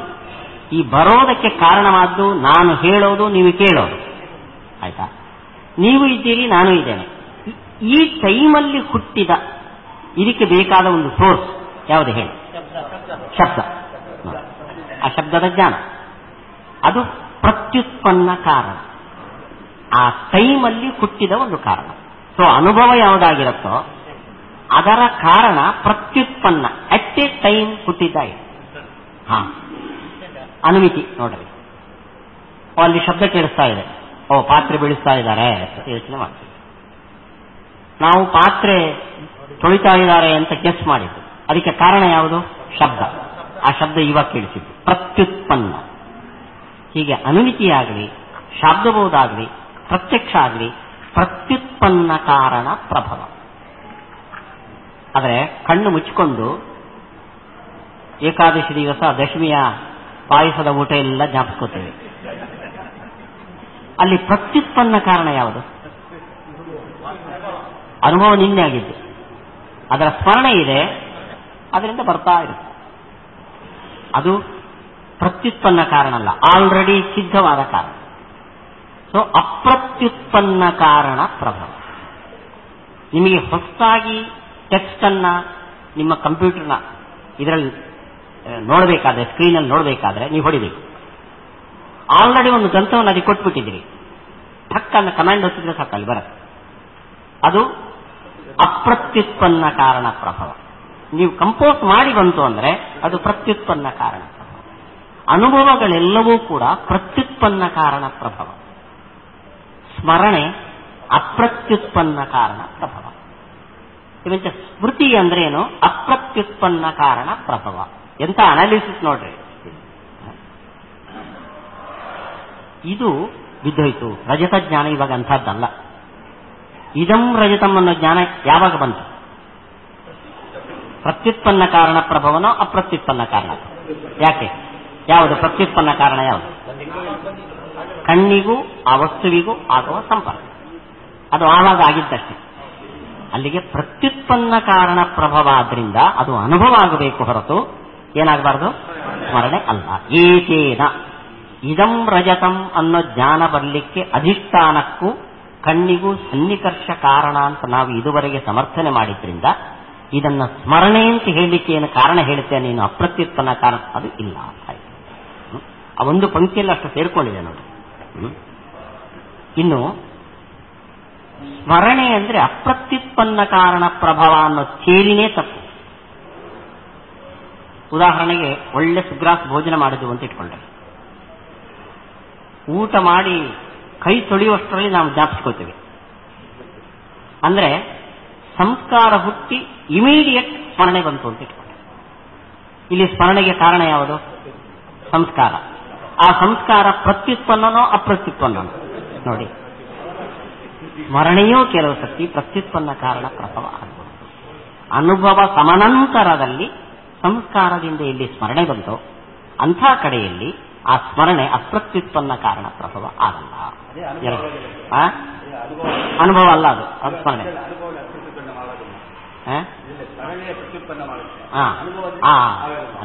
ಅದು ಪ್ರತ್ಯುತ್ಪನ್ನ, ಅನುಭವ ಎಲ್ಲ ಪ್ರತ್ಯುತ್ಪನ್ನ. ಇನ್ನು ಅನುಭೂತ ವಿಷಯತ್ವಂ ಸ್ಮೃತಿತ್ವಂ ಅಂತ ಒಂದು ಸೇರಿ. ಅಂದ್ರೆ ಯಾವ ಜ್ಞಾನವು ಹಿಂದೆ ಅನುಭವಿಸಿದ್ದಾಗಿರುತ್ತೋ ಅನುಭೂತವಾದ ವಸ್ತುವಿನ ಜ್ಞಾನ, ಅದನ್ನು ಸ್ಮರಣೆ ಸರಿತಾನೆ. ಉದಾಹರಣೆಗೆ ನಿನ್ನೆ ನಾನು ಟ್ರೈನಲ್ಲಿ ಕೂತಿದ್ದೆ, ನೀವು ಕೂತಿರುವ ಅನುಭವ ನಿನ್ನೆ ಇತ್ತು, ಆ ಅನುಭವದ್ದೇ ಇವತ್ತು ರಿಕಲೆಕ್ಷನ್. ಅನುಭೂತ ವಿಷಯ ಯಾವುದೋ ಅದನ್ನು ಸ್ಮರಣೆ ಅಂತ ನಾವು ಕರೆಯೋಣ ಅಂದ್ರೆ ಇದು ಸರಿಯಲ್ಲ ನೋಡಿ. ಈ ಪುಸ್ತಕವನ್ನ ಅಥವಾ ನನ್ನನ್ನ 5 ಗಂಟೆಗೆ ನಾವು ಪಾಠಕ್ಕೆ ಕೂತಿದ್ದೇವೆ ಅಂತ ಇಟ್ಕೊಂಡ್ರೆ 5:15 ಸತತ ನೋಡ್ತಾ ಇದ್ದೀವಿ. ನಿಮ್ಮ ಫಸ್ಟ್ ಸೈಟ್, ಸೆಕೆಂಡ್ ಸೈಟ್, ಆ ಸೆಕೆಂಡ್ ಸೈಟು ಅನುಭೂತ ವಿಷಯ ಹೌದಲ್ಲ? ಯಾಕೆ? ಫಸ್ಟ್ ಸೈಟಲ್ಲಿ ಅನುಭವಿಸಿದ್ದೀರಿ, ಅದನ್ನ ಮತ್ತೆ ನೆಕ್ಸ್ಟ್ ನನ್ನನ್ನು ಏನಿಲ್ಲ, ನಾನು ಬಿಳಿ ಬಟ್ಟೆ ಹಾಕೊಂಡಿದ್ದು ನನ್ನ ಕನ್ನಡಕ ಇಷ್ಟೇನೆ, ಇದನ್ನು ಅರ್ಧ ಗಂಟೆಯಿಂದ ನೋಡ್ತಾ ಇದ್ದೀನಿ. ಒಂದು 20 ಸರ್ತಿ 30 ಸರ್ತಿ ನನ್ನ ಜ್ಞಾನ ಬಂತು ಅಂತ ಇಟ್ಕೊಳ್ತಾರೆ. ನೆಕ್ಸ್ಟ್ ರಿಪಿಟೇಷನ್ ಏನಿದೆಯೋ ಅವೆಲ್ಲವೂ ಕೂಡ ಅನುಭೂತ ವಿಷಯ. ಸ್ಮರಣೆನಾದು ಅಲ್ಲ. ಅಲ್ಲ, ಅನುಭೂತವಾದ್ದನ್ನ ಮತ್ತೆ ಜ್ಞಾನ ಬಂದ್ರೆ ಅದನ್ನು ಸ್ಮರಣೆ ಅಂತ ಹೇಳೋಣ ಅಂದ್ರೆ ಅದನ್ನು ಸ್ಮರಣೆ ಆಗಬೇಕು ಅಂತಿಲ್ಲ. ಎಂತ ಕೊಯ್ರಿ ನೋಡ್ರಿ. ದ್ವಿತೀಯಾದಿಭ್ರಮೆ ಸಿದ್ಧ ಸಾಧನತ್ವ. ಒಂದು ಭ್ರಮೆ ಬಂದು ಇನ್ನೊಂದು ಭ್ರಮೆ ಬಂದಾಗ ಎರಡನೇ ಭ್ರಮೆ ಮೊದಲನೇ ಭ್ರಮೆಯ ಅನುಭೂತ ವಿಷಯ, ಸ್ಮರಣೆ ಅಲ್ಲ. ಅದು ಸಾಧ್ಯ ಅವಿಶಿಷ್ಟತ್ವ ಪ್ರಸಂಗ. ಸ್ಮರಣೆ ಅಂದರೂ ಅನುಭೂತ ವಿಷಯತ್ವ ಅಂದ್ರೂ ಒಂದೇ, ಆದ್ರಿಂದ ಸಾಧ್ಯನೂ ಹೇತುನು ಒಂದೇ. ತತ್ತಾಂಶೋಲ್ಲೇಖಿತ್ವಂ ಸ್ಮೃತಿತ್ವಂ ಇತಿ ಚೇಂದ ಅನುಭವಬಾಧಿತತ್ವ. ಇನ್ನು ಸ್ಮರಣೆ ಅನ್ನೋದನ್ನು ಹೀಗೆ ಎಕ್ಸ್ಪ್ಲೇನ್ ಮಾಡಬಹುದೇನೋ. ತತ್ತಾಂಶೋಲ್ಲೇಖಿ. ತತ್ತಾಂಶೋಲ್ಲೇಖಿ ಅಂದ್ರೆ ಅದು, ಅವನು. ಸ್ಮರಣೆ ಬರುವಾಗೆಲ್ಲ ಹಾಗೆ ಬರುತ್ತೆ. ಇದು, ಇವನು ಅಂದ್ರೆ ಅನುಭವ. ಅದು, ಅವನು ಅಂದ್ರೆ ಸ್ಮರಣೆ. ತತ್ತಾಂಶ. ತತ್ತಾಂಶ ಅಂದ್ರೆ ಭೂತಕಾಲದ ಉಲ್ಲೇಖ. ಅದನ್ನು ಉಲ್ಲೇಖ ಮಾಡಿದರೆ ಅದು ಸ್ಮರಣೆ ಅಂತ ಲೆಕ್ಕ. ಹೀಗೆ ಸ್ಮರಣೆಯನ್ನು ಡಿಫೈನ್ ಮಾಡಬಹುದು. ಇವಾಗ ಇದಂ ರಜತಂ ಎಂಬಲ್ಲಿ ರಜತ ಜ್ಞಾನವು ಸ್ಮರಣೆ ಅಂತ ನೀನು ಹೇಳೋಕೆ ಹೊರಟಿದ್ದು. ರಜತ ಜ್ಞಾನವು ಸ್ಮರಣೆ ಅಂದ್ರೆ ತತ್ತಾಂಶವನ್ನು ಉಲ್ಲೇಖ ಮಾಡುತ್ತೆ, ಹೌದಾ? ಇದಂ ರಜತಂ ತತ್ತಾಂಶವನ್ನು ಉಲ್ಲೇಖ ಮಾಡುತ್ತಾ? ಅದು ಸತ್ ರಜತಂ ಹೇಳ್ತಾ ಇಲ್ಲ, ಅದು ರಜತಂ. ಅಂದ್ರೆ ತತ್ತಾಂಶೋಲ್ಲೇಖಿತ್ವಂ ಸ್ಮೃತಿತ್ವಂ ಅಂತ ಹೇಳಿಬಿಟ್ರೆ ಈ ಸ್ಮೃತಿತ್ವ ರಜತ ಜ್ಞಾನದಲ್ಲಿ ಇಲ್ಲ, ಬಾಧ. ಯಾಕೆ? ಇದಂ ರಜತಂ ಇಷ್ಟೇ ಜ್ಞಾನ ಬರುತ್ತದೆ ಹೊರತು ತತ್ ರಜತಂ ದತ್ತಾಂಶವನ್ನು ಉಲ್ಲೇಖ ಮಾಡ್ತಾ ಇಲ್ಲ. ಅಂದ ಸ್ಫುತಿತ್ವ ಅಂದ್ರೆ ಇದನ್ನು ಡಿಫೈನ್ ಮಾಡಲಿಕ್ಕೆ ಸಾಧ್ಯ ಇಲ್ಲ.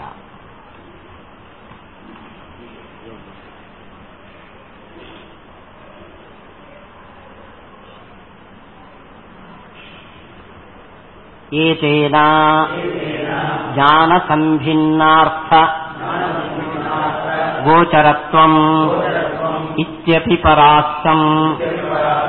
ಇನ್ನು ಜ್ಞಾನ ಸಂಭಿನ್ನಾರ್ಥ ಗೋಚರತ್ವಂ, ಇದು ಸ್ಮೃತಿ ಡೆಫಿನೇಷನ್. ಸ್ಮೃತಿಯನ್ನು ಎಷ್ಟು ಡಿಫೈನ್ ಮಾಡಬಹುದು ನೋಡ್ರಿ. ಅನುಭವಿಸಿದ್ದನ್ನ ಮತ್ತೆ ಅನುಭವಿಸೋದು ಸ್ಮೃತಿ, ತತ್ತಾಂಶವನ್ನು ಉಲ್ಲೇಖ ಮಾಡೋದು ಸ್ಮೃತಿ, ಸಂಸ್ಕಾರದಿಂದ ಮಾತ್ರ ಹುಟ್ಟಿರೋದು ಸ್ಮೃತಿ. ಇದು ಯಾವುದೂ ಆಗಲ್ಲ ಅಂತ ಆಯ್ತು. ಇನ್ನು ಜ್ಞಾನ ಸಂಭಿನ್ನಾರ್ಥ ಗೋಚರತ್ವಂ, ಒಂದು ಜ್ಞಾನದ ಬಗ್ಗೆ ವಿಶ್ಲೇಷಣೆ ಇದೆ. ಅಂದ್ರೆ ಸ್ಮೃತಿ ಹೇಗಿರುತ್ತೆ ಅಂದ್ರೆ, ಅದು ನಂಗೆ ಗೊತ್ತು ಬಿಡ್ರಿ, ನಂಗೆ ಗೊತ್ತು ಬಿಡ್ರಿ ಅಂದ್ರೆ ಏನರ್ಥ? ನಾನು ಅದನ್ನ ಅನುಭವಿಸಿದ್ದೇನೆ, ಅನುಭೂತಮ್ಮಯ. ಈಗ ಬಂದ್ರೆ ಇದನ್ನೇನಂತ ಕರಿತೇವೆ? ಸ್ಮರಣೆ. ನಾನು ಅವರನ್ನು ನೋಡಿದ್ದೇನೆ ಬಿಡ್ರಿ, ಇದು ಸ್ಮರಣೆ. ನೋಡಿದ್ದೇನೆ ಅಂದ್ರೆ ಅನುಭವದ ಜೊತೆ ಲಿಂಕ್ ಹಾಕೋದು. ಜ್ಞಾನ ಸಂಭಿನ್ನಾರ್ಥ ಅಂದ್ರೆ ಜ್ಞಾನದ ಜೊತೆ ಯಾವುದನ್ನ ವಿಷಯೀಕರಿಸ್ತೇವೋ ಅದನ್ನ ಸ್ಮರಣೆ ಅಂತ ಕರಿತೇವೆ. ಅನುಭೂತಮ್ಮಯ ಅಂತ ಹೀಗೆ ಹೇಳಿದ್ರೆ ಅದನ್ನು ಸ್ಮರಣೆ ಅಂತ ಡಿಫೈನ್ ಮಾಡೋಣ. ಅಂದ್ರೆ ಪರಾಸ್ತಂ. ಇದಂ ರಜತಂ, ರಜತ ಜ್ಞಾನವು ರಜತಂ ಅನುಭೂತಂ ಬರ್ತಾ ಇದೆಯೇ ನಿಮಗೆ? ಇದಂ ರಜತಂ. ಭ್ರಮೆ ಬರುವಾಗ ರಜತಂ ಬರ್ತಾ ಇದೆ ಹೊರತು ರಜತಂ ಅನುಭೂತಂ ಅಂತ ಬರ್ತಾ ಇಲ್ಲ.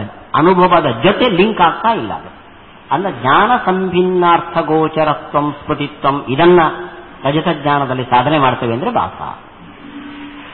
ಅನೇನೈವ ಪ್ರತಿಪಕ್ಷ ಅನುಮಾನದ್ವಯಮಪಿ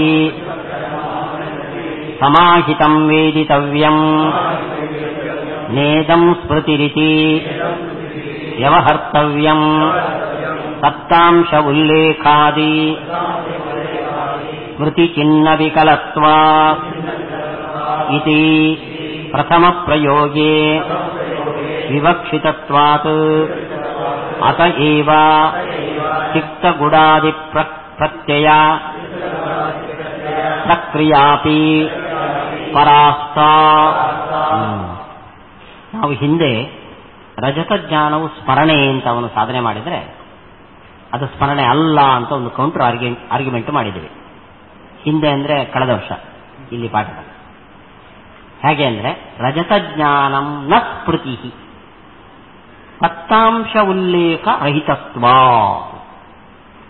ಸ್ಮರಣೆ ಆದರೆ ಅದು ಅಂತ ಬರಬೇಕಾಗಿತ್ತು, ಆದರೆ ರಜತ ಜ್ಞಾನ ಇದು ಅಂತ ಬರ್ತಾ ಇದೆ, ಆದ್ದರಿಂದ ಸ್ಮರಣೆ ಅಲ್ಲ. ಇದು ನಮ್ಮ ವಾದ. ಅದನ್ನ ಪ್ರಭಾಕರರು ಖಂಡನೆ ಮಾಡಿದರು. ಹರಿಹರಾದಿ ಸ್ಮೃತವು ವ್ಯಭಿಚಾರ. ನೀವು ದೇವರ ಸ್ಮರಣೆ ಮಾಡ್ತೀವಿ, ದೇವರ ಸ್ಮರಣೆ ಮಾಡು ಅಂತ ಕಣ್ಣು ಮುಚ್ಚಿಕೊಂಡು ದೇವರ ಸ್ಮರಣೆ ಮಾಡ್ತೇವೆ. ಇದು ಸ್ಮರಣೆನೋ ಅನುಭವನೋ? ಸ್ಮರಣೆ. ಅವನು ದೇವರು ಅಂತ ಮಾಡ್ತೀರಾ? ಸಪ್ತಾಂಶ ಉಲ್ಲೇಖ ಇದೆಯಾ? ಅಲ್ಲಿಗೆ ಸ್ಮರಣೆ ಆಗಬೇಕಾದ್ರೆ ಕಂಪಲ್ಸರಿ ತತ್ ಅಂತ ಬೇಕಾಗಿಲ್ಲ. ಇದು ಅವನು ಮಾಡಿರುವ ಆರ್ಗ್ಯುಮೆಂಟ್. ರಜತ ಜ್ಞಾನವು ಸ್ಮರಣೆ ಅಲ್ಲ, ತತ್ ರಜತಂ ಬರ್ತಾ ಇಲ್ಲ, ಇದಂ ರಜತಂ ಬರ್ತಾ ಇದೆ ಅಂತ ನಮ್ಮ ಆರ್ಗ್ಯುಮೆಂಟ್. ಆದರೆ ಸ್ಮರಣೆ ಆಗಬೇಕಾದ್ರೆ ತತ್ ಅಂತ ಬೇಕಾಗಿಲ್ಲ. ದೇವರ ಸ್ಮರಣೆ ಮಾಡ್ತೀರಿ, ತತ್ ಅಂತೀರಾ?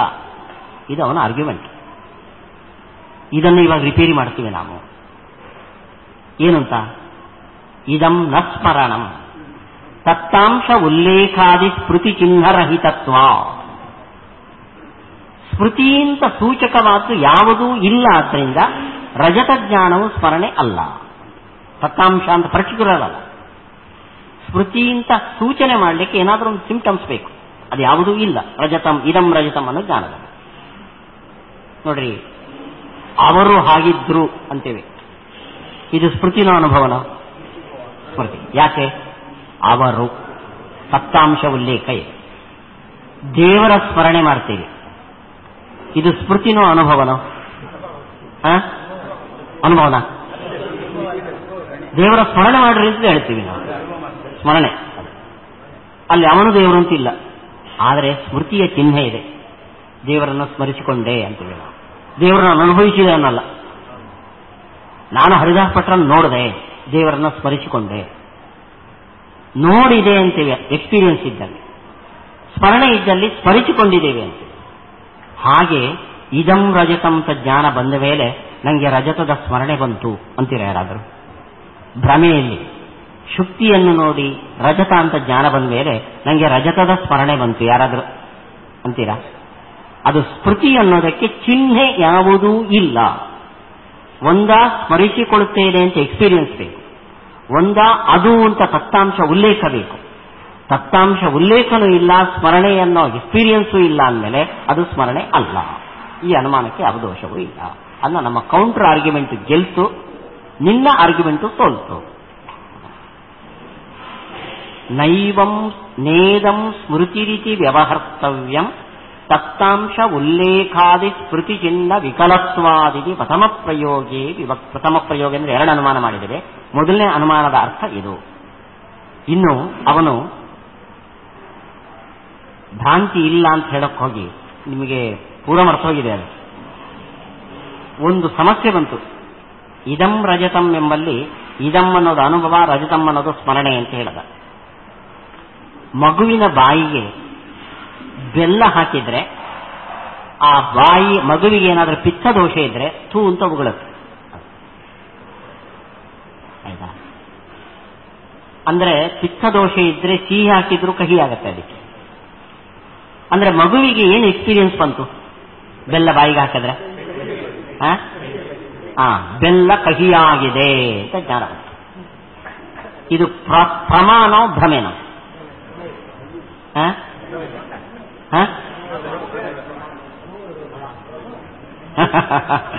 ಅಲ್ಲ, ಬೆಲ್ಲ ಕಹಿ ಇದೆ ಅಂತ ಮಗು ಹೇಳುತ್ತೆ. ನೀವು ಒಪ್ತಿರೋ ಇಲ್ವ ಹೇಳಿ? ಒಪ್ಪಲ್ಲ ಅಂದ್ರೆ ತಪ್ಪು ಅಂತ. ಅಲ್ಲಿಗೆ ಇದು ಭ್ರಮೆ ಮಗುವಿಗೆ. ಇಲ್ಲಿ ಸ್ಮೃತಿ ಅನುಭವ ಅಂತ ಕೊಡಿಸ್ತಿ ಅಂತ ಒಂದು ಅವನ ಮೇಲೆ ಆಕ್ಷೇಪ ಬಂತು. ಯಾಕೆಂದ್ರೆ ಅದು ಇದುವರೆಗೆ ಕಹಿಯನ್ನು ಅನುಭವಿಸಲೇ ಇಲ್ಲ. ಇದು ಮೊದಲು ಎಕ್ಸ್ಪೀರಿಯನ್ಸ್ ಅಲ್ಲಿ. ನೀವು ಇದಂ ಅನ್ನೋದು ಅನುಭವ, ರಜತಂ ಅನ್ನೋದು ಸ್ಮೃತಿ. ಯಾಕೆಂದ್ರೆ ರಜತವನ್ನು ನೋಡಿದ್ದೇವೆ ನಾವು ಹಿಂದೆ. ಆದರೆ ಮಗು ಇದುವರೆಗೆ ತಿಕ್ತ ರಸವನ್ನು ಅನುಭವಿಸಲೇ ಇಲ್ಲ, ಕಹಿ ಕೊಡ್ಲೇ ಇಲ್ಲ ನಾವು ಅದಕ್ಕೆ. ಅದು ಬಾಯಲ್ಲಿ ಬೆಲ್ಲ ಹಾಕಿದ್ರೆ ಪಿತ್ತ ದೋಷ ಇದ್ರೆ ತೂಗುಳುತ್ತೆ. ಅಂದ್ರೆ ಬೆಲ್ಲ ಕಹಿ ಅನ್ನೋ ಭ್ರಮೆ ಬಂತು. ಇಲ್ಲಿ ಕಹಿ ಅನ್ನೋದು ಸ್ಮರಣೆ ಅನ್ನಬೇಕು. ಸ್ಮರಣೆ ಆಗಬೇಕಾದ್ರೆ ಏನ್ ಬೇಕು? ಎಕ್ಸ್ಪೀರಿಯನ್ಸ್ ಬೇಕು. ಎಕ್ಸ್ಪೀರಿಯನ್ಸ್ ಇಲ್ವಲ್ಲ. ಇದು ನಮ್ಮ ಆರ್ಗ್ಯುಮೆಂಟ್, ಅವನ ಮೇಲೆ ಆಕ್ಷೇಪ. ಅದಕ್ಕೆ ಅವನಂದ ಅದು ಜನ್ಮಾಂತರದ ಹಿಂದಿನ ಜನ್ಮದಲ್ಲಿ ಎಲ್ಲೋ ಅನುಭವಿಸಿತ್ತು, ಅದರ ಸ್ಮರಣೆ ಇವಾಗ ಬಂತು. ಒಂದು ಪರಿಹಾರ. ಮತ್ತೆ ಇನ್ನೊಂದು ಪರಿಹಾರ ಹೇಳಿದ ಅವನು. ಅದಕ್ಕೆ ಬೆಲ್ಲದ ಅನುಭವ ಬಂತು. ನಾಲಿಗೆಯಲ್ಲಿ ಪಿತ್ತ ಇದೆಯಲ್ಲ, ಆ ಪಿತ್ತ ವಸ್ತು ಕಹಿ. ಆ ಪಿತ್ತ ವಸ್ತುವಿನ ಅಂದ್ರೆ ಪಿತ್ತ ಅಂದ್ರೆ ಅದೊಂದು ದ್ರವ ವಸ್ತು ಅದು ನಾಲಿಗೆಯಲ್ಲಿ ಅಂಟುಕೊಳ್ಳುತ್ತೆ. ಅದು ನಾಲಿಗೆ ನಾವು ಟಂಕ್ಲಿನಲ್ಲಿ ಕ್ಲೀನ್ ಮಾಡ್ಕೋತೀವಿ ನಾವು, ಹಾಗೆ ಅಲ್ಲೇನೋ ಒಂದು ಅಂಟುಕೊಳ್ಳುತ್ತೆ, ಅದು ಕಹಿ. ಆ ವಸ್ತುವಿನ ನಾಲಿಗೆಯಲ್ಲಿ ಅಂಟುಕೊಂಡ ಪದಾರ್ಥದ ಕಹಿ ರಸದ ಅನುಭವ ಬಂತು. ಬೆಲ್ಲದ ಅನುಭವ ಬಂತು. ಬೆಲ್ಲದಲ್ಲಿ ಸಿಹಿ ಅನುಭವ ಬರಲಿಲ್ಲ, ಆ ಪಿತ್ತ ವಸ್ತುವಿನ ಕಹಿ ಅನುಭವ ಬಂತು. ಇದು ಕದುಕು ಲಿಂಕ್ ಹಾಕೊಂಡ ಕಹಿ ಅಂತ ಥೂ ಬಂತು. ಇದು ಅವನು ಹೇಳಿದ ಕಥೆ ಹೇಳಿದ್ದು ಅವನು, ಆಯ್ತಾ. ಸೊ ನಾವು ಇದುವರೆಗೆ ಹೇಳಿದವು ಎರಡೂ ಅನುಭವ. ಇದಂ ರಜತಂ ಅನ್ನೋದು ಅಖಂಡವಾದ ಒಂದು ಅನುಭವ. ಯಾವತ್ತು ಭ್ರಮೆ ಇದೆ ಅಂತ ನಾವು ಪ್ರೂವ್ ಮಾಡಿದವೋ ಆವಾಗ ಮಗುವಿನ ಬಗ್ಗೆ ಹಿಂದಿನ ಜನ್ಮದ ಸ್ಮರಣೆ ಅಥವಾ ಪಿತ್ತ ದ್ರವ್ಯದ ರಸದ ಅನುಭವ, ಗುಡದ ಅನುಭವ, ಅವೆರಡಕ್ಕೆ ಲಿಂಕ್ ಹಚ್ಕೊಂತು. ಈ ಎಲ್ಲ ಕಥೆಗಳೆಲ್ಲ ಹೋಯ್ತು. ಮಗುವಿಗೆ ಭ್ರಮೆ ಬಂತು, ಕಹಿರಸದ ಅನುಭವ ಬಂತು ಅಂತಲೇ ಬೆಲ್ಲದಲ್ಲಿ ಕಹಿರಸವನ್ನು ಅನುಭವಿತ್ತು ಅಂತ ಹೇಳಲಿಕ್ಕೆ ಬರುವಾಗ ಅನಾವಶ್ಯಕ ಈ ಪ್ರಕ್ರಿಯೆಗಳನ್ನು ಮಾಡಬೇಡ. ಅತಏವ ತಿಕ್ತ ಗುಡಾದಿ ಪ್ರಕ್ರಿಯಾ, ತುಂಬಾ ಪ್ರಕ್ರಿಯೆಗಳನ್ನು ಹೇಳಿದ್ದು ನಿಮ್ಗೆ ಜ್ಞಾಪಕ ಇರ್ಬೋದು. ಆಲಾಸ ಚಕ್ರ, ಒಂದು ಬೆಂಕಿಯ ಉಂಡೆಯನ್ನು ತಿರುಗಿಸಿದ್ರೆ ಚಕ್ರ ಅಂತ ಭ್ರಮೆ ಬರುತ್ತೆ. ಇದನ್ನು ಅವನದೇ ಚೇರಿಯಲ್ಲಿ ಅವನು ಕೂಡಿಸಿದ. ಅದು ಮತ್ತೆ ಕೇಳಿದ್ರೆ ಅರ್ಧ ಗಂಟೆ ಬೇಕಾಗುತ್ತೆ. ಆಯ್ತಾ, ಇವೆಲ್ಲವೂ ಕೂಡ ನಿನ್ನ ಕಲ್ಪನೆ, ಇದು ಭ್ರಮೆ ಅಂತ ಹೇಳಿ ಕೂಡಿಸಿಬಿಡ್ಬೋದು. ಆದ್ರಿಂದ ಭ್ರಾಂತಿ ಇಲ್ಲ ಅನ್ನೋ ಪ್ರಾಭಾಕರರ ವಾದ ಅದು ಅನುಭವಕ್ಕೆ ವಿರುದ್ಧ ಅಂತ ಹೇಳಿ ಇಲ್ಲಿ ನಾವು ನಿಲ್ಲಿಸೋಣ. ನಾಳೆ ಬೆಳಿಗ್ಗೆ 8 ಗಂಟೆಗೆ ಬೆಳಿಗ್ಗೆ ಆರಂಭ ಮಾಡೋಣ. 8 ರಿಂದ 9 ಪಾಠ, 9 ರಿಂದ ಉಪಹಾರ, ಆಮೇಲೆ 9:15 10 ಗಂಟೆಗೆ ಕೂತ್ರೆ 10 ಗಂಟೆಯಿಂದ 12 ಗಂಟೆವರೆಗೆ ಒಂದು 2 ಗಂಟೆ ನಿರಂತರವಾಗಿ. ಶ್ರೀಕೃಷ್ಣ ಅರ್ಪಣ. ಇವಾಗ 6 ಗಂಟೆಯಿಂದ 8 ಗಂಟೆಯವರೆಗೆ, ಅದು ಇಲ್ಲೆಲ್ಲ ಶ್ರೋತೃಗಳು ನೀವು ಶಾಸ್ತ್ರ ಓದಿರೋರು, ಹೀಗಾಗಿ ಶ್ರೀಪಾದಂಗಳು ಈ ಸತಿ ಏನು ವ್ಯವಸ್ಥೆ ಮಾಡಿದ್ದಾರೆ ಅಂದರೆ ಶಾಸ್ತ್ರೀಯ ವಿಷಯಗಳನ್ನೇ ಸಂವಾದ ರೂಪದಿಂದ ಇಬ್ಬರು ವಿದ್ವಾಂಸರು, ವಿದ್ಯಾರ್ಥಿಗಳಲ್ಲ ವಿದ್ವಾಂಸರು. ಉದಾಹರಣೆಗೆ ಇವತ್ತು ಆತ್ಮ ಸಗುಣನೋ ನಿರ್ಗುಣನೋ, ಉಪನಿಷತ್ತಿನ ಅಭಿಪ್ರಾಯ ಏನು, ಸಗುಣ ಬ್ರಹ್ಮನಲ್ಲಿ ಉಪನಿಷತ್ತುಗಳ ತಾತ್ಪರ್ಯನೋ ನಿರ್ಗುಣ ಬ್ರಹ್ಮನಲ್ಲೋ ಅನ್ನೋದರ ಬಗ್ಗೆ ಸಂವಾದದ ರೂಪದಲ್ಲಿ, ಪ್ರಶ್ನೋತ್ತರ ರೂಪದಲ್ಲಿ ಚರ್ಚೆ ನಡೆಯುತ್ತದೆ. ಅದು ಇನ್ನೊಂದು, ಹೀಗೆ 2 ವಿಷಯದಲ್ಲಿ 1 ಗಂಟೆ. ಅದೊಂದು ಇಬ್ಬರು ವಿದ್ವಾಂಸರು ಇದಕ್ಕೆ ಇದ್ದು, ಒಬ್ಬರು ಅಧ್ಯಕ್ಷರು ಕೂತಿರ್ತಾರೆ. ಹೀಗೆ 6 ರಿಂದ 8ರವರೆಗೆ ಪ್ರತಿನಿತ್ಯ ಈ ಸತಿ ನೀವು ಶಾಸ್ತ್ರಪಾಠ ಓದಿರುವರಾದ್ರಿಂದ ಶಾಸ್ತ್ರೀಯ ವಿಷಯಗಳನ್ನೆತ್ತುಕೊಂಡು ಒಂದು ಚರ್ಚೆ ಏರ್ಪಾಡನ್ನು ಶ್ರೀಪಾದಂಗಳು ಮಾಡಿದ್ದಾರೆ. ಅದರಿಂದ ಶ್ರೋತೃಗಳು ನೀವೇ ಮುಖ್ಯ. ಅನೇಕ ಸುಧಾರ ವಿಷಯಗಳೇ ಅದರಲ್ಲಿ ಆ ಚರ್ಚೆಯಲ್ಲಿ ಇದೆ. ಕನ್ನಡದಲ್ಲಿ ಸಂಸ್ಕೃತ ಅಲ್ಲ, ಕನ್ನಡದಲ್ಲಿ ನಡೀತದೆ. ಅದನ್ನ ವಾಕ್ಯಾರ್ಥಗೋಷ್ಠಿ ಅಲ್ಲ, ಅಲ್ಲ ಕನ್ನಡದಲ್ಲಿ ನಡೀತದೆ, ಎಲ್ರಿಗೂ ತಿಳಿಯುವಂತೆ. ಹೀಗೆ ನಡೆಸಿ ಎಲ್ಲರೂ ನೀವು ಉಪಸ್ಥಿತರಾಗಬೇಕು ಎಂದು ಶ್ರೀಪಾದಂಗಳು.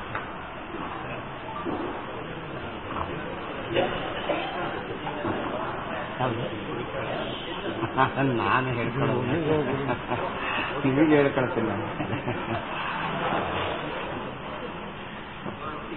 ಶ್ರೀರಾ